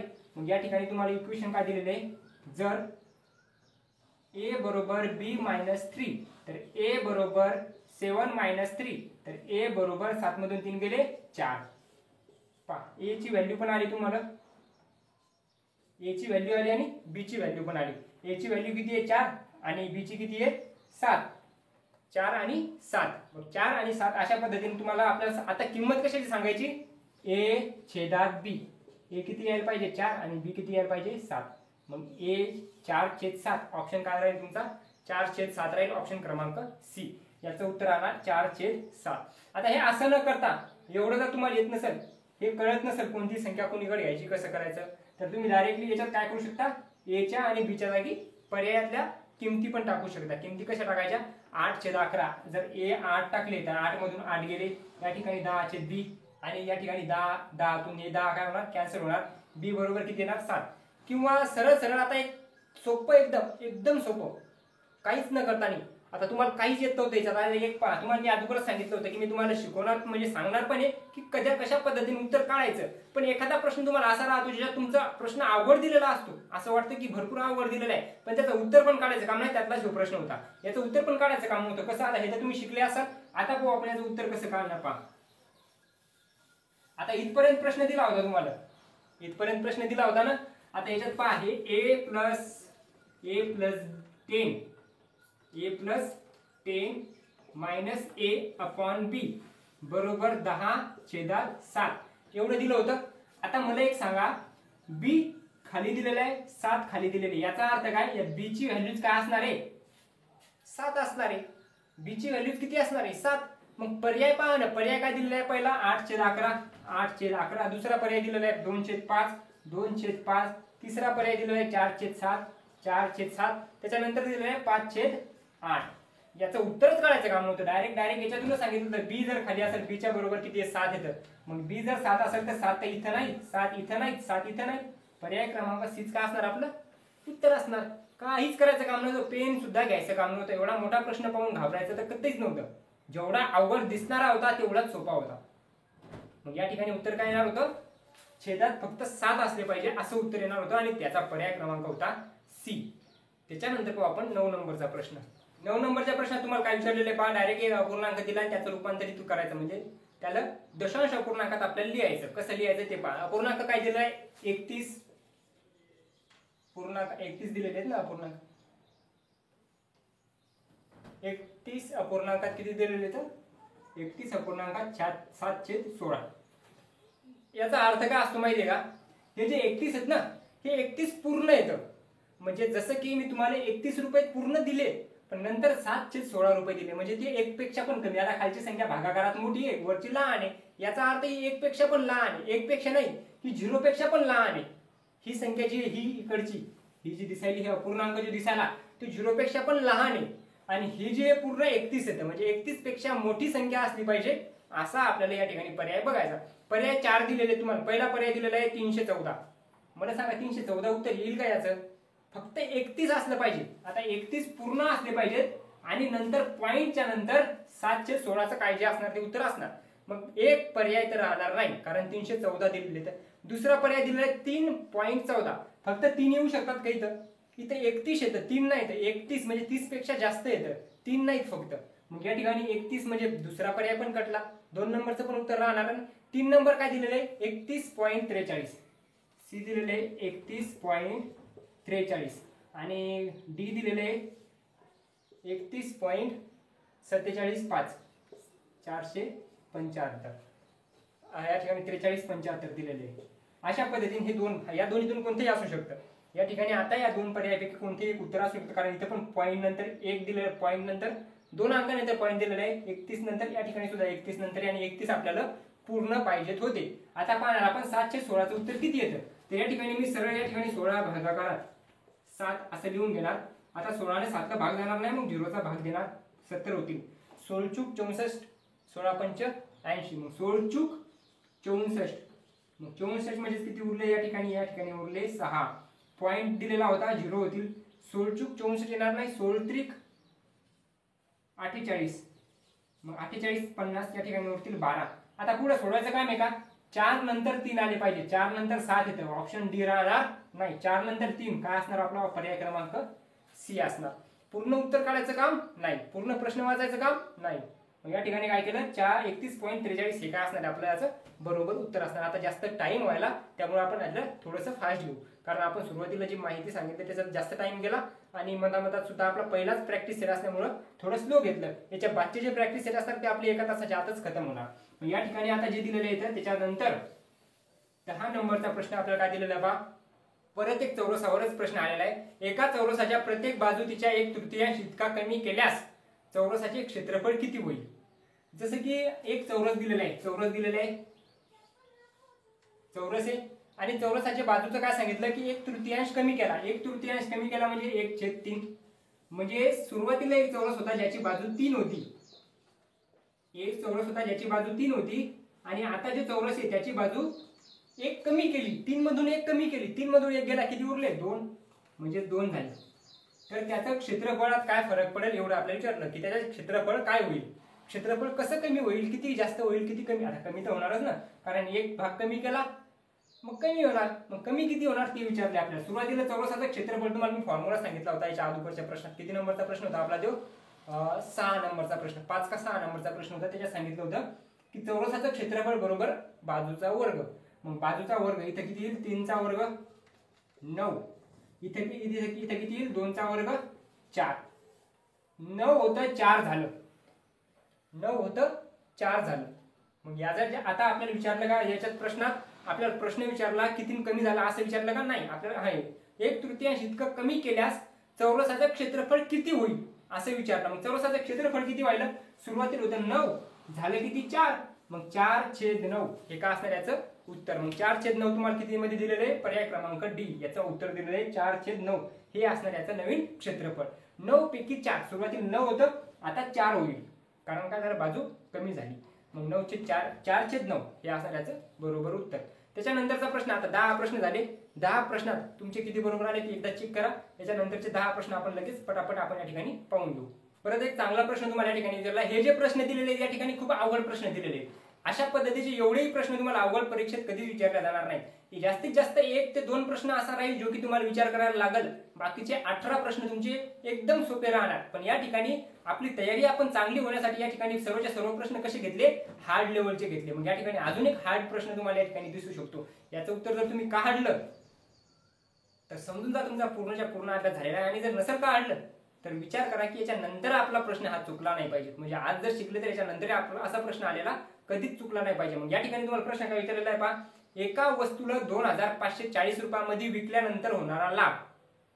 मग एवढं तर तुम्हाला कळायला असेल ना वाचल्याच्या नंतर की एखादी वस्तू जर मी 2540 रुपये आलं, 2540 रुपये आलं जर विकली तर मला लाभ होतो, म्हणजेच फायदा होतो. याचा अर्थ मी विकत आणली ती 2540 पेक्षा कमी पैसा, आणि त्याच वस्तूला जर 1850 मध्ये विकल्यानंतर होणारा तोटा, आणि तीच वस्तू जर मी 1850 ला विकली तर मला तोटा होतो. याचा अर्थ 1850 याला पहा कशा पद्धतीने लिहिणार मी. आता 1850 जर ती वस्तू विकली तर मला तोटा होतो, आणि तीच जर का मी 2540 ला विकली तर मला लाभ होतो.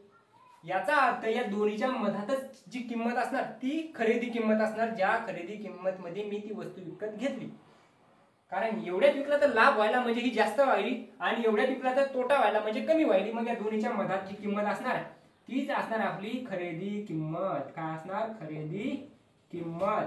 कारण या ठिकाणी व्हायला लाभ आणि या ठिकाणी व्हायला तोटा, या ठिकाणी लाभ व्हायला या ठिकाणी तोटा व्हायला. मग आता याचं उत्तर काढणार कसं आणि लाभ आणि तोटा काय दिलेला आहे पहा समान दिलेला आहे, तोटा इतकाच आहे. सांगितलं ना की विकल्यानंतर होणाऱ्या तोटे इतकाच आहे. मग जो लाभ होतो तो लाभ आणि तोटा समान आहे. काय आहे लाभ आणि तोटा कसा आहे समान आहे.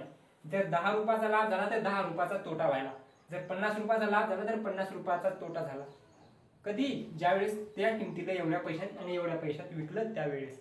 मग याच ठिकाणी असा प्रश्न विचारल्याच्या नंतर तुम्ही काय करणार या दोन्हीची करणार वजाबाकी. 2540 वजा 1850 किती येतात 0 तून 0 0 4 मधून 5 जात नाही 14 होतील. 14 तून जर 5 गेले तर 9, या ठिकाणी उरले 4. 14 तून जर 8 गेले तर 4 5 690 किती येतील 690. 15 तून 8 गेले 14 तून 8 4 5 690 आणि 1 मधून 1 गेला 0 690 उरतील. आता या 690 ला काय करणार आपण भाग देणार. कितीचा भाग देणार 2चा भाग देणार. 2चा भाग कशामुळे कारण या ठिकाणी आणि या ठिकाणी काय होतं समान होतं. काय लाभ आणि तोटा समान होता. मग या ठिकाणी जर एक भाग मी म्हणू शकतो की एक भाग 1x किंवा असं घेऊ आपण x आणि या ठिकाणी सुद्धा x 1x 1x काय झालं लाभ झाला. म्हणजे एक किंमत जर मी आणली काहीतरी कितीतरी रुपयात एक वस्तू विकत आणली आणि तिच्यात 1 रुपये नफा घेऊन 2540 ला विकली किंवा 1 रुपये तोटा घेऊन 1850 ला विकली तर तो लाभ आणि तोटा कसा आहे समान आहे. मग समान जर असेल तर या ठिकाणी मी म्हणू शकतो की या ठिकाणी बरोबर काय ना 960 असं घ्यायला 960 कशी कोणते येतील 2x बरोबर 960 आलं ना 960 ना नाही 660 अरे किती 690 690. मग x अधिक x किती झाले 2x. मग x ची किंमत आपल्याला काढायची. x ची किंमत किती येईल 690. 2x म्हणजे किती 2 गुणाकारात x. 2 जर गुणाकारात असतील इकडे भागाकारात जातील. मग x बरोबर किती येतील 2 त्रिक 6 2 चूक 8 आणि 2 पंच 10 345. x बरोबर 345. मग आता काय करा या 1850 मध्ये x किंमत ऍड करा त्यावेळेस आपल्याला भेटेल किंवा 2540 मधून 345 वजा करा आपल्याला ती किंमत भेटणार. हे जे 345 येतं हे जे 345 येतं हेच ते फरक आहे. जर एखादी वस्तू मी आणली आणि तिच्या 345 रुपये जास्त घेऊन जर विकली तर या 2545 ला जाती आणि तीच वस्तू जर का मी 345 ला कमी विकली तर 1850 ला जाती. मग या ठिकाणी 1850 मध्ये जर मी ऍड केले तर या इथरची किंमत भेटेल आणि याच्यात जर अजून याच्यातून जर हे वजा केले तर ही किंमत भेटेल कारण याच्या मागे याच्या पुढे. मग 1850 मध्ये आपण घेऊ 1850 अधिक 345 तर उत्तर किती येईल या ठिकाणी दिसायला ना 5 5 आणि 4 9 8 आणि 3 11 या ठिकाणी 2195. 2195 कुठे दिलेले तुमचा ऑप्शन क्रमांक बी दिलेला आहे. काय केलं समजलं नसेल परत एकदा पहा. अगोदर तुम्ही काढून पाहिलं असेल ना उत्तर आणि जे काय करून पहा. जर आला असेल तर एकदम चांगली गोष्ट आहे. नसेल आलं तर या ठिकाणी पहा काय केलं एक वस्तूची खरेदी किंमत असणार काहीतरी माहिती नाही काय दिलेली आहे तीच काढायची होती. किती आली ती 2195. आता समजा ती 2195 होती माहित नव्हतं मला पण मला एवढं माहिती होतं की त्याच्यात लाभ आणि तोटा जर सारखा घेतला असेल तर तीच वस्तू मी विकली तर 2540 ला जाईल आणि तोटा जर तेवढाच घेतला तर ती वस्तू 1850 ला जाईल. मग या दोन्हीचा मी काय केलं फरक काढला 960 आला. फरक काढल्याच्या नंतर या ठिकाणी 1x आणि 2x फरक कितीचा होता 2x चा होता. म्हणजे याचा जो डिफरन्स होता या दोन्हीत तो कितीचा होता 2x चा होता आणि 2x म्हणजे किती त्या दोन्हीचा अंतर दोन्हीतला फरक किती होता 690. मग 2 आणि x एक गुणाकारात येतं मग x राहील 2 गुणाकारात या साईडला येते या ठिकाणी भागाकारात जाते.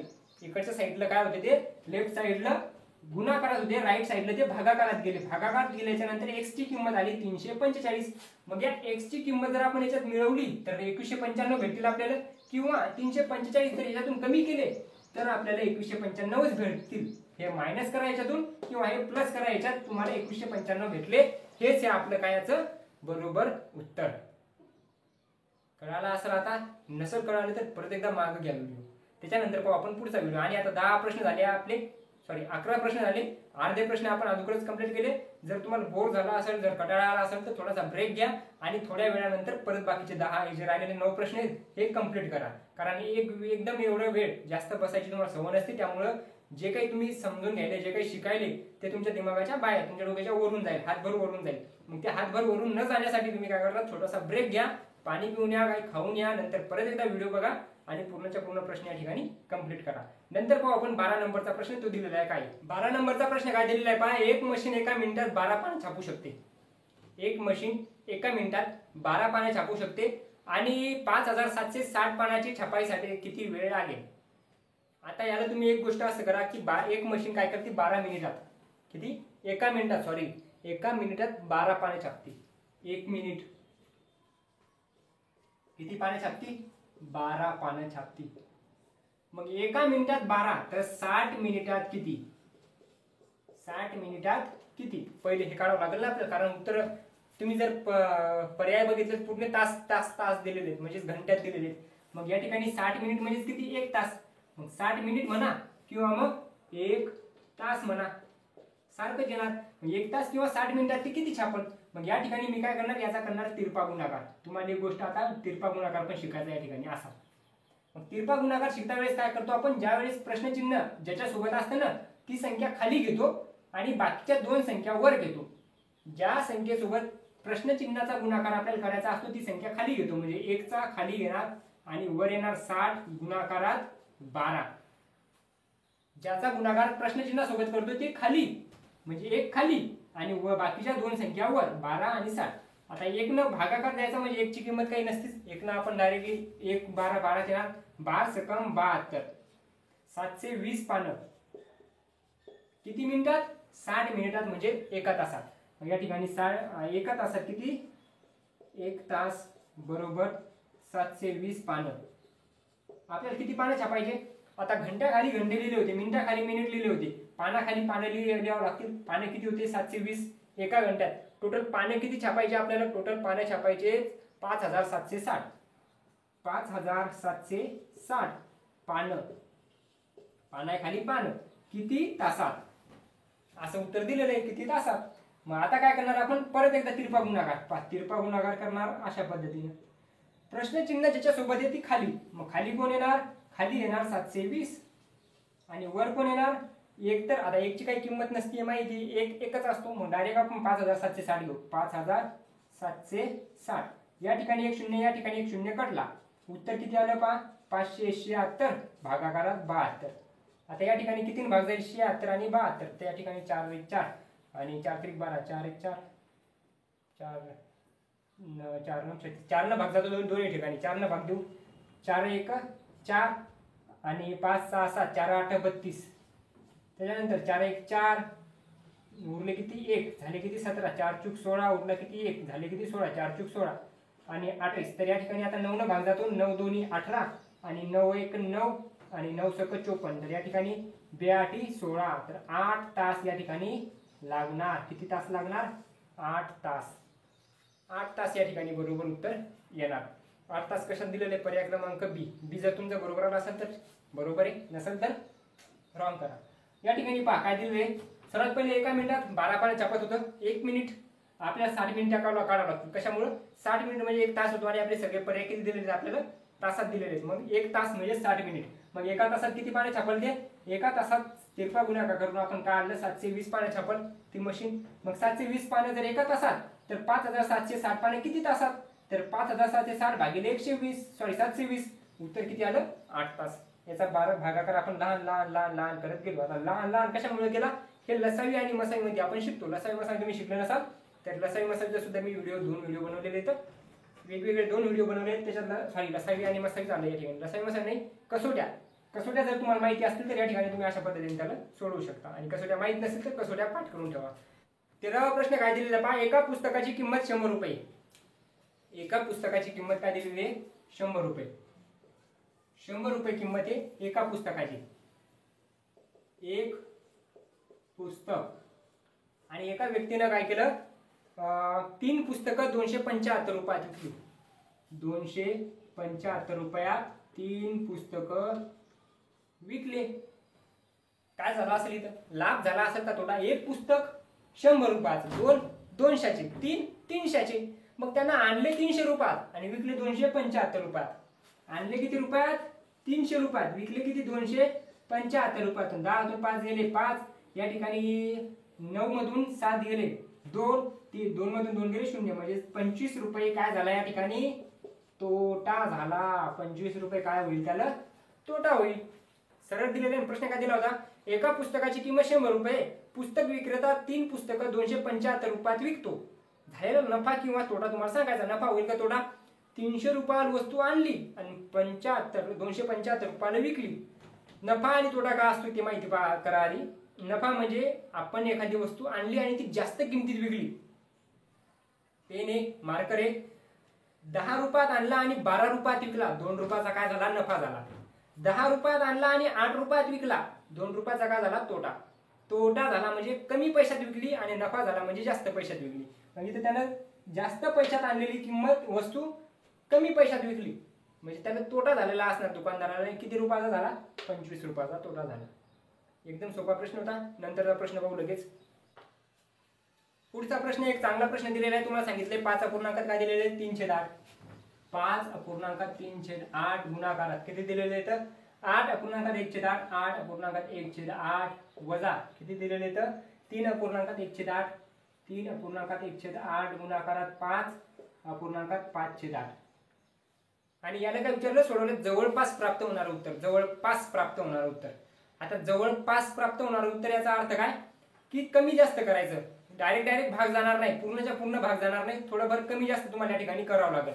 मग या ठिकाणी कमी जास्त कसं करायचं? जवळपास म्हणलं ना, डायरेक्ट असं बरोबरच उत्तर आलं पाहिजे असं नाही. मग कसं पहा? याचा गुणाकार कसा करणार आपण? 8×5 = 40, 8×5 = 40 आणि 3 = 43 छेदात 8. याला कसं सोडत असतो पहा? याचा गुणाकार करत असतो. 8×5 = 40 आणि या दोन्हीची करत असतो मग बेरीज. 40 आणि 3 = 43 गुणाकारात 8×8 = 64 आणि 1 = 65 छेदात 8 वजा 8×3 = 24 आणि 1 = 25 छेदात 8 गुणाकारात 8×5 = 40 आणि 5 = 45 छेदात 8. 8×5 = 40 आणि 5 = 45 छेदात 8. आता याचा करायचा गुणाकार. म्हणजे आता इथे वजाबाकीचं चिन्ह आहे, अगोदर आपण गुणाकार करून घेऊ आणि नंतर आपण याची वजाबाकी करू. अगोदर हा ब्रॅकेट सोडू, नंतर हा ब्रॅकेट सोडू, नंतर व दोन्ही ब्रॅकेटला सोडू. आता या ठिकाणी 8 दिलेले आहे, या ठिकाणी 8 दिलेले आहे. यांना 8 ला जर भाग दिला तर या ठिकाणी 65 न घेता मी या ठिकाणी म्हणतो 8×8 = 64. 65 च्या जागी किती घेतो मी? 64. कारण 64 ला भाग जातो, 65 ला भाग जात नाही. आणि हेच आपल्याला करायचं काय? जवळपासचं बघायचं. 65 च्या जवळ अशी संख्या पाहायची ज्याला 8 न भाग जातो. मग 65 च्या जवळ 64 येतं. मग 8×8 = 64. आता 43 च्या जवळपास कोणती संख्या आहे जिला 8 न भाग जाईल? 43 च्या जवळपास येतं 8×5 = 40 आणि 8 × 48. 48 पण आहे आणि 40 पण आहे. आता 40 जास्त जवळ आहेत का 48?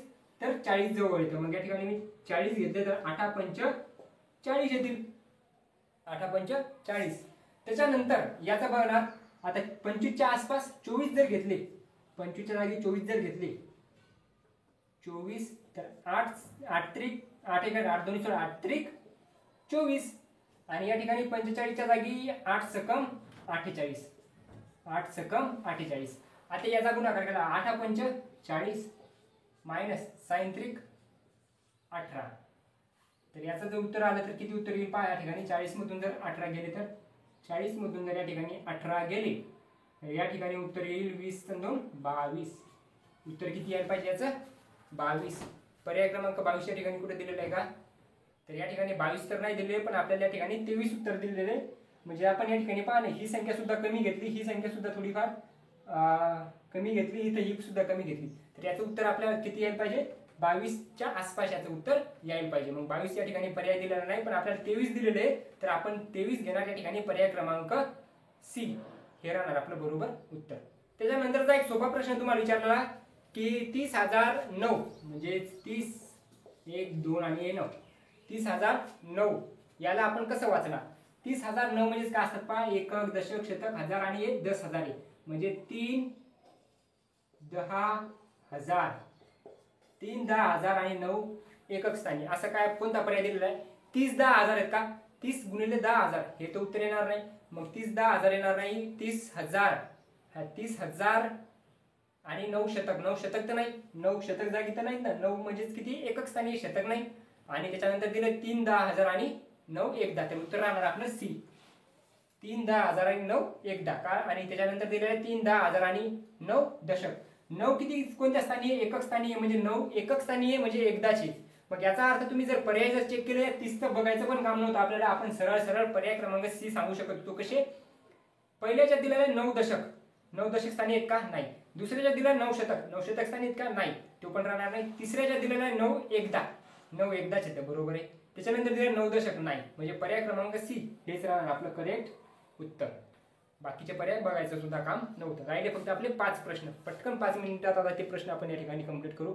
या ठिकाणी तुम्हाला सांगितलंय सुमितचे वजन 107 किलोग्राम आहे. सुमित दिलेलं आहे, वजन दिलेलं आहे 107, आणि संजय दिलेलं आहे, आणि संजयचं वजन काय दिलेलं आहे पहा. संजयचं वजन काय दिलेलं आहे?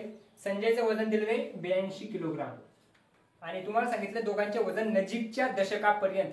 याच्या मागचा जो प्रश्न आपण बघितला होता जवळपासचा, त्याच पद्धतीने हे पण प्रश्न आहे. काय दिलेला आहे? नजीकच्या दशकात जर लिहिला, असंच घेतलं ना, दशकापर्यंत विचारात घेतले तर दोघांच्या वजनातील तफावत, तफावत म्हणजेच काय? फरक. तफावत म्हणजेच फरक किती राहील. आता हे 107 येतं, याला नजीकच्या दशकात घ्यायचं म्हणजेच किती? 10, 20, 30, 110, 120, 130, 150 अशा दशकात घ्यायचं. मग ही कितीच्या जवळपास आहे? 100च्या जवळ आहे, 110च्या जवळ आहे का 120च्या जवळ आहे? 110च्या जवळ आहे. 107, 8, 9, 10, 110च्या जवळ आहे. मग याला आपण घेणार 110. 82 कोणाच्या जवळ येतं हे तुम्ही सांगू शकता ना? 82 कोणाच्या जवळ येतं? 82 येतं 80च्या जवळ. आता याची वजाबाकी तुम्ही करू शकता आणि याचं उत्तर पण काढू शकता. लगेच तुम्ही काढलं पण असेल उत्तर. याचं उत्तर किती येणार? याचं उत्तर येणार या ठिकाणी 30. दोन्हीची वजाबाकी करायची. उत्तर काय येणार? 30. किती मध्ये दिलेले? पर्याय क्रमांक ए दिलेला आहे. पर्याय क्रमांक ए इज द करेक्ट आन्सर. त्याच्यानंतरचा प्रश्न पाहू आपण लगेच. किती नंबरचा? 17 नंबरचा. 17 नंबरचा एक चांगला प्रश्न तुम्हाला या ठिकाणी विचारला आहे, ज्या ठिकाणी तुमचं कोन हा पूर्ण टॉपिक या ठिकाणी संपून जाईल, म्हणजे अँगल. या ठिकाणी तुम्हाला काय विचारलं पहा, की जर दोन कोनाची बेरीज जर विशाल कोन असेल तर पुढील पैकी कोणता पर्याय अशक्य आहे? सर्वात पहिले माहिती पाहिजे तुम्हाला काही गोष्टी. सर्वात पहिले आपण घेऊ पहा लघुकोन. लघुकोन. त्याच्यानंतर आपण घेऊ काटकोन. त्याच्यानंतर आपण घेऊ विशाल कोन. या 3 गोष्टी तुम्हाला या ठिकाणी माहिती पाहिजे. लघुकोन किती डिग्रीचा असतो? कोन म्हणजे माहिती नाही पहा. या ठिकाणी हे झाले अँगल. हे झाला पहा 90 डिग्रीचा, हे झाला 45 डिग्रीचा, हे झाला 180 डिग्रीचा. टोटल किती डिग्रीचा असतो कोन? टोटल कोन असतो 360 डिग्रीचा. मग या ठिकाणी हे जे अँगल बनतात, हे अशा पद्धतीचे जे अँगल बनतात, अशा पद्धतीचे जे अँगल बनतात, हे जे ट्रायंगल याच्यात जे अँगल येतात, हे काय असतात? हे कोन असतात. मग याला आपण काय म्हणतो पहा, लघुकोन किती डिग्रीचा असतो? तर लघुकोन असतो 90 डिग्रीपेक्षा कमी. 90 डिग्रीपेक्षा कमी. काटकोन असतो बरोबर 90 डिग्रीचा, आणि विशाल कोन असतो 90 डिग्रीपेक्षा जास्त. 90 डिग्रीपेक्षा जास्त, 90 डिग्री आणि 90 डिग्रीपेक्षा कमी लघुकोन. आता हे 90 डिग्रीपेक्षा जास्त, पण किती पर्यंत? 90 डिग्रीपेक्षा जास्त, 90 ते 180 पर्यंत. 90 डिग्री पासून 180 पर्यंत. आणि हा असतो 0 पासून, असं घेऊ आपण याला 0 डिग्री पासून या ठिकाणी 90 डिग्री पर्यंत. हे झालं लघुकोन. मग आता तुम्हाला काय काय दिलं या ठिकाणी पहा. पहिला पर्याय काय दिलेला आहे? याच्यातला चुकीचा पर्याय विचारला आपल्याला. चुकीचा अशक्य म्हणजे चुकीचा कोणता होऊ शकतो? पहिला काय दिलेला आहे? A option. याच्यात काय दिलेलं आहे पहा, की एक काटकोन आणि एक लघुकोन. एक काटकोन कितीचा असतो? 90 डिग्रीचा. आणि एक लघुकोन कितीचा असतो? कितीचा पण असू शकतो लघुकोन मी घेतो 20चा. 20 जर घेतले तर किती होती? 90, 100 आणि 110. 110 डिग्री व्हायला. मग सरळ सरळ आहे ना, काय असलं पाहिजे? या दोन्हीची बेरीज केल्यावर विशाल कोन आला पाहिजे. आता जर मी याच्यात जर का विशाल कोन 90 मध्ये मी एक जरी मिळवला तरी किती होतील? 91 होईल. आणि 90 डिग्रीपेक्षा जास्त असणारा कोणच काय असतो? विशाल कोन असतो. विशाल कोन म्हणजेच काय? 90 डिग्रीपेक्षा जास्त त्याची बेरीज आली पाहिजे. मग जर काटकोन असेल एक, तर तो 90 डिग्रीचा आणि त्याच्यात एक लघुकोन मिळवला, मग लघुकोन 1 डिग्री असेल, 2 डिग्री असेल, 3 डिग्री असेल, 20 डिग्री असेल, 45 डिग्री असेल, एकूण 90 डिग्री असेल, किती पण असू शकतो 90च्या आत. 90च्या आत, 1 पासून 90 पर्यंत, 90च्या आत. मग या ठिकाणी होऊ शकतं काय, की 90 मध्ये जर मी किती जरी मिळवले तरी ते 90 पेक्षा जास्त होणार. मग 90 मध्ये जर मी 20 मिळवले तर 110 व्हायला, म्हणजे हे उत्तर बरोबर राहणार. विशाल कोन व्हायला ना, कारण विशाल कोन किती असतो 90 पासून 180 पर्यंत. मग 110 पर्यंत यायला, 105 पर्यंत यायला, 91 पर्यंत पण आलं तरी उत्तर काय असणार विशाल कोन असणार. म्हणजे पर्याय क्रमांक ए बरोबर. पर्याय क्रमांक बी काय दिलेला आहे, एक विशाल कोन आणि एक लघु कोन. एक विशाल कोन आणि एक लघु कोन. आता एक विशाल कोन घेतला मी 90 पेक्षा जास्त असतो विशाल कोन है ना, सॉरी विशाल कोन 90 पेक्षा जास्त असतो बरोबर आहे. मग 90 पेक्षा जास्त असतो मी घेतला या ठिकाणी 100 डिग्रीचा. एक विशाल कोन घेतला आणि 10 डिग्रीचा घेतला मी लघु कोन. किती झाला 110, किंवा या ठिकाणी तुम्हाला 110 वाढले, या ठिकाणी मी 20 घेतो. तर या ठिकाणी परत 20 झालं. बरं ठीक आहे, या ठिकाणी आता किती येतील 120 डिग्री होती. मग एक विशाल कोन घेतला, एक लघु कोन घेतला. एक विशाल कोन घेतला, एक लघु कोन घेतला, तरी याचं उत्तर 120 आलं. म्हणजे हे सुद्धा काय झालं विशाल कोन झाला.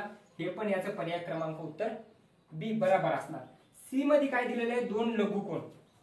आता दोन लघु कोन, आता समजा मी एक लघु कोन घेतला 10 डिग्रीचा आणि एक लघु कोन घेतला 12 डिग्रीचा. 10 आणि 12 किती व्हायले 22 डिग्री.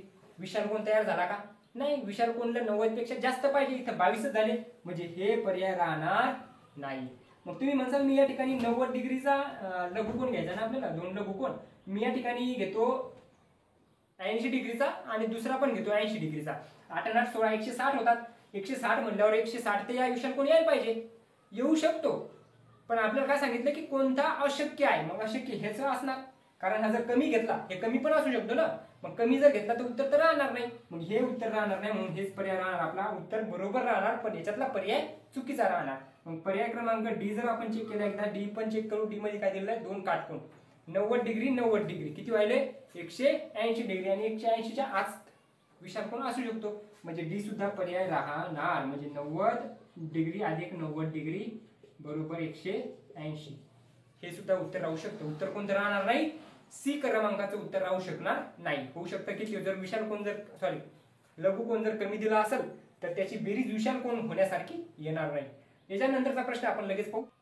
शेवटचे 3 प्रश्न राहिले, तेवढे 3 प्रश्न आपण कंप्लीट करू. आणि नंतर 3 प्रश्न कंप्लीट झाल्यानंतर तुमचं काम काय की तुम्ही जे 20 प्रश्न या ठिकाणी मांडले होते आणि ते टिक केले होते की कोणकोणते तुमचे बरोबर आले, किती बरोबर आले ते तुम्ही कमेंट मध्ये या ठिकाणी सांगणार.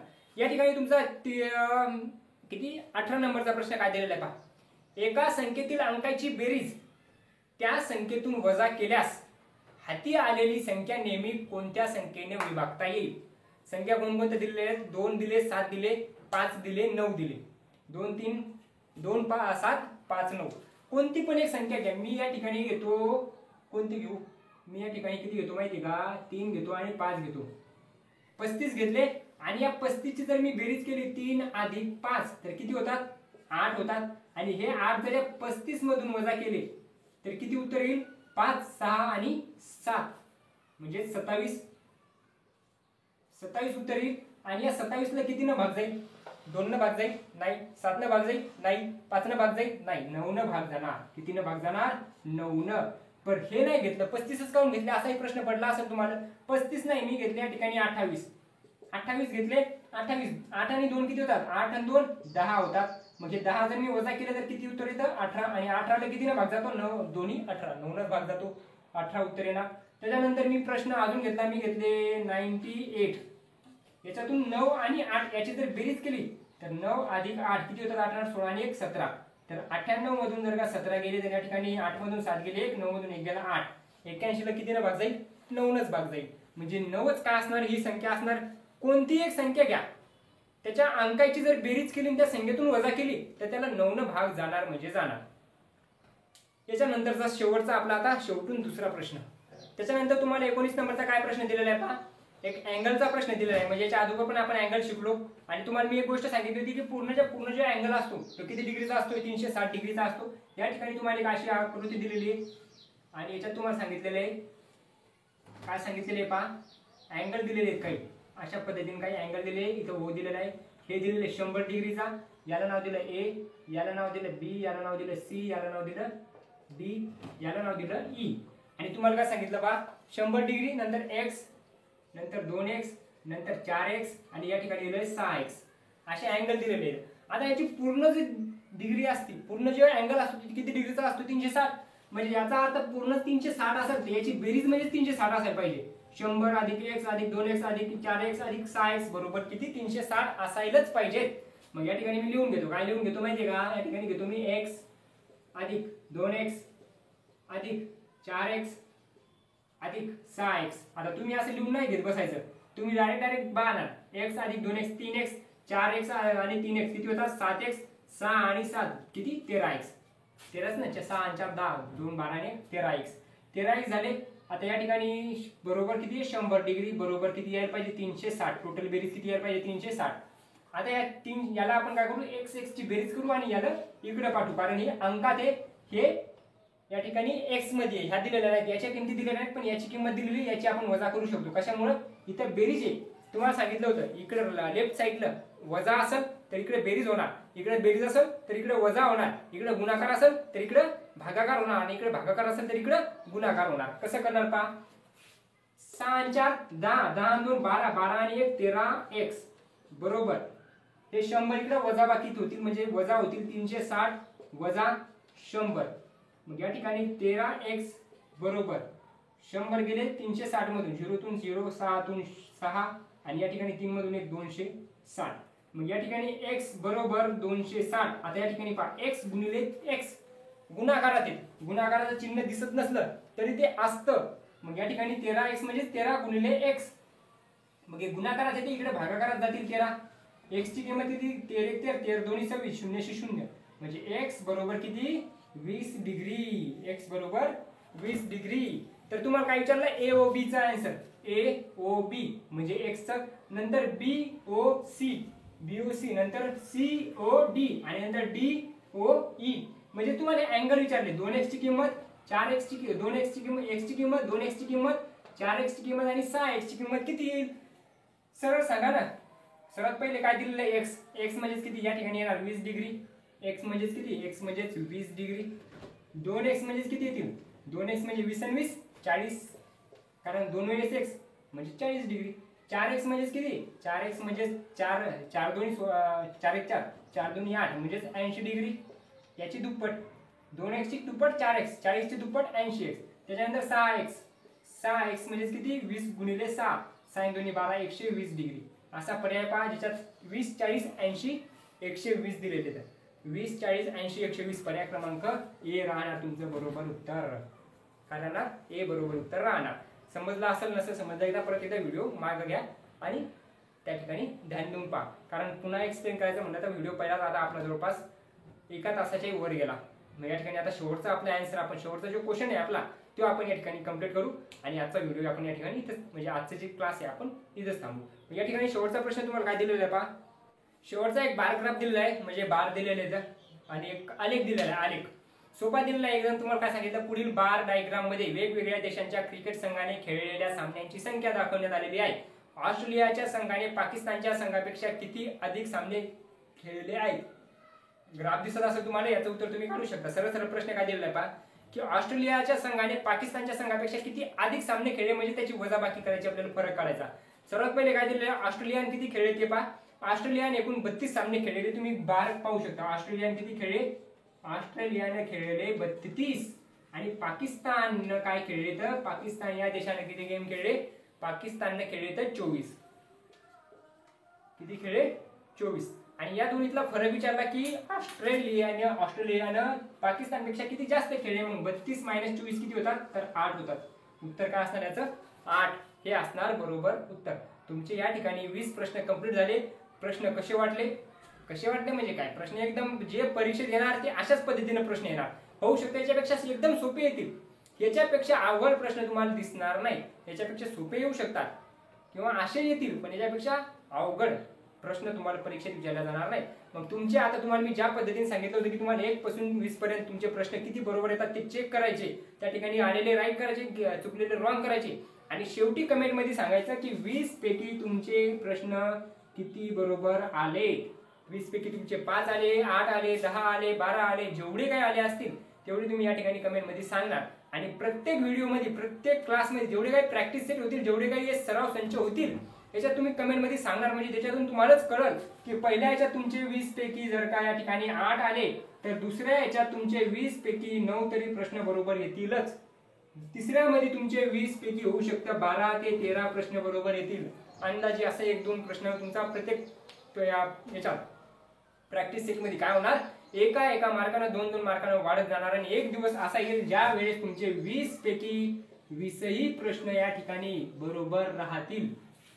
आणि जर का तुम्हाला गणितात 20 पैकी 20 मार्क मिळाले, म्हणजे 20 पैकी 20 प्रश्न बरोबर आले, 25 पैकी 25 मार्क मिळाले, कारण 20 मार्काला 20 प्रश्नाला 25 मार्क या ठिकाणी तुम्हाला असतात.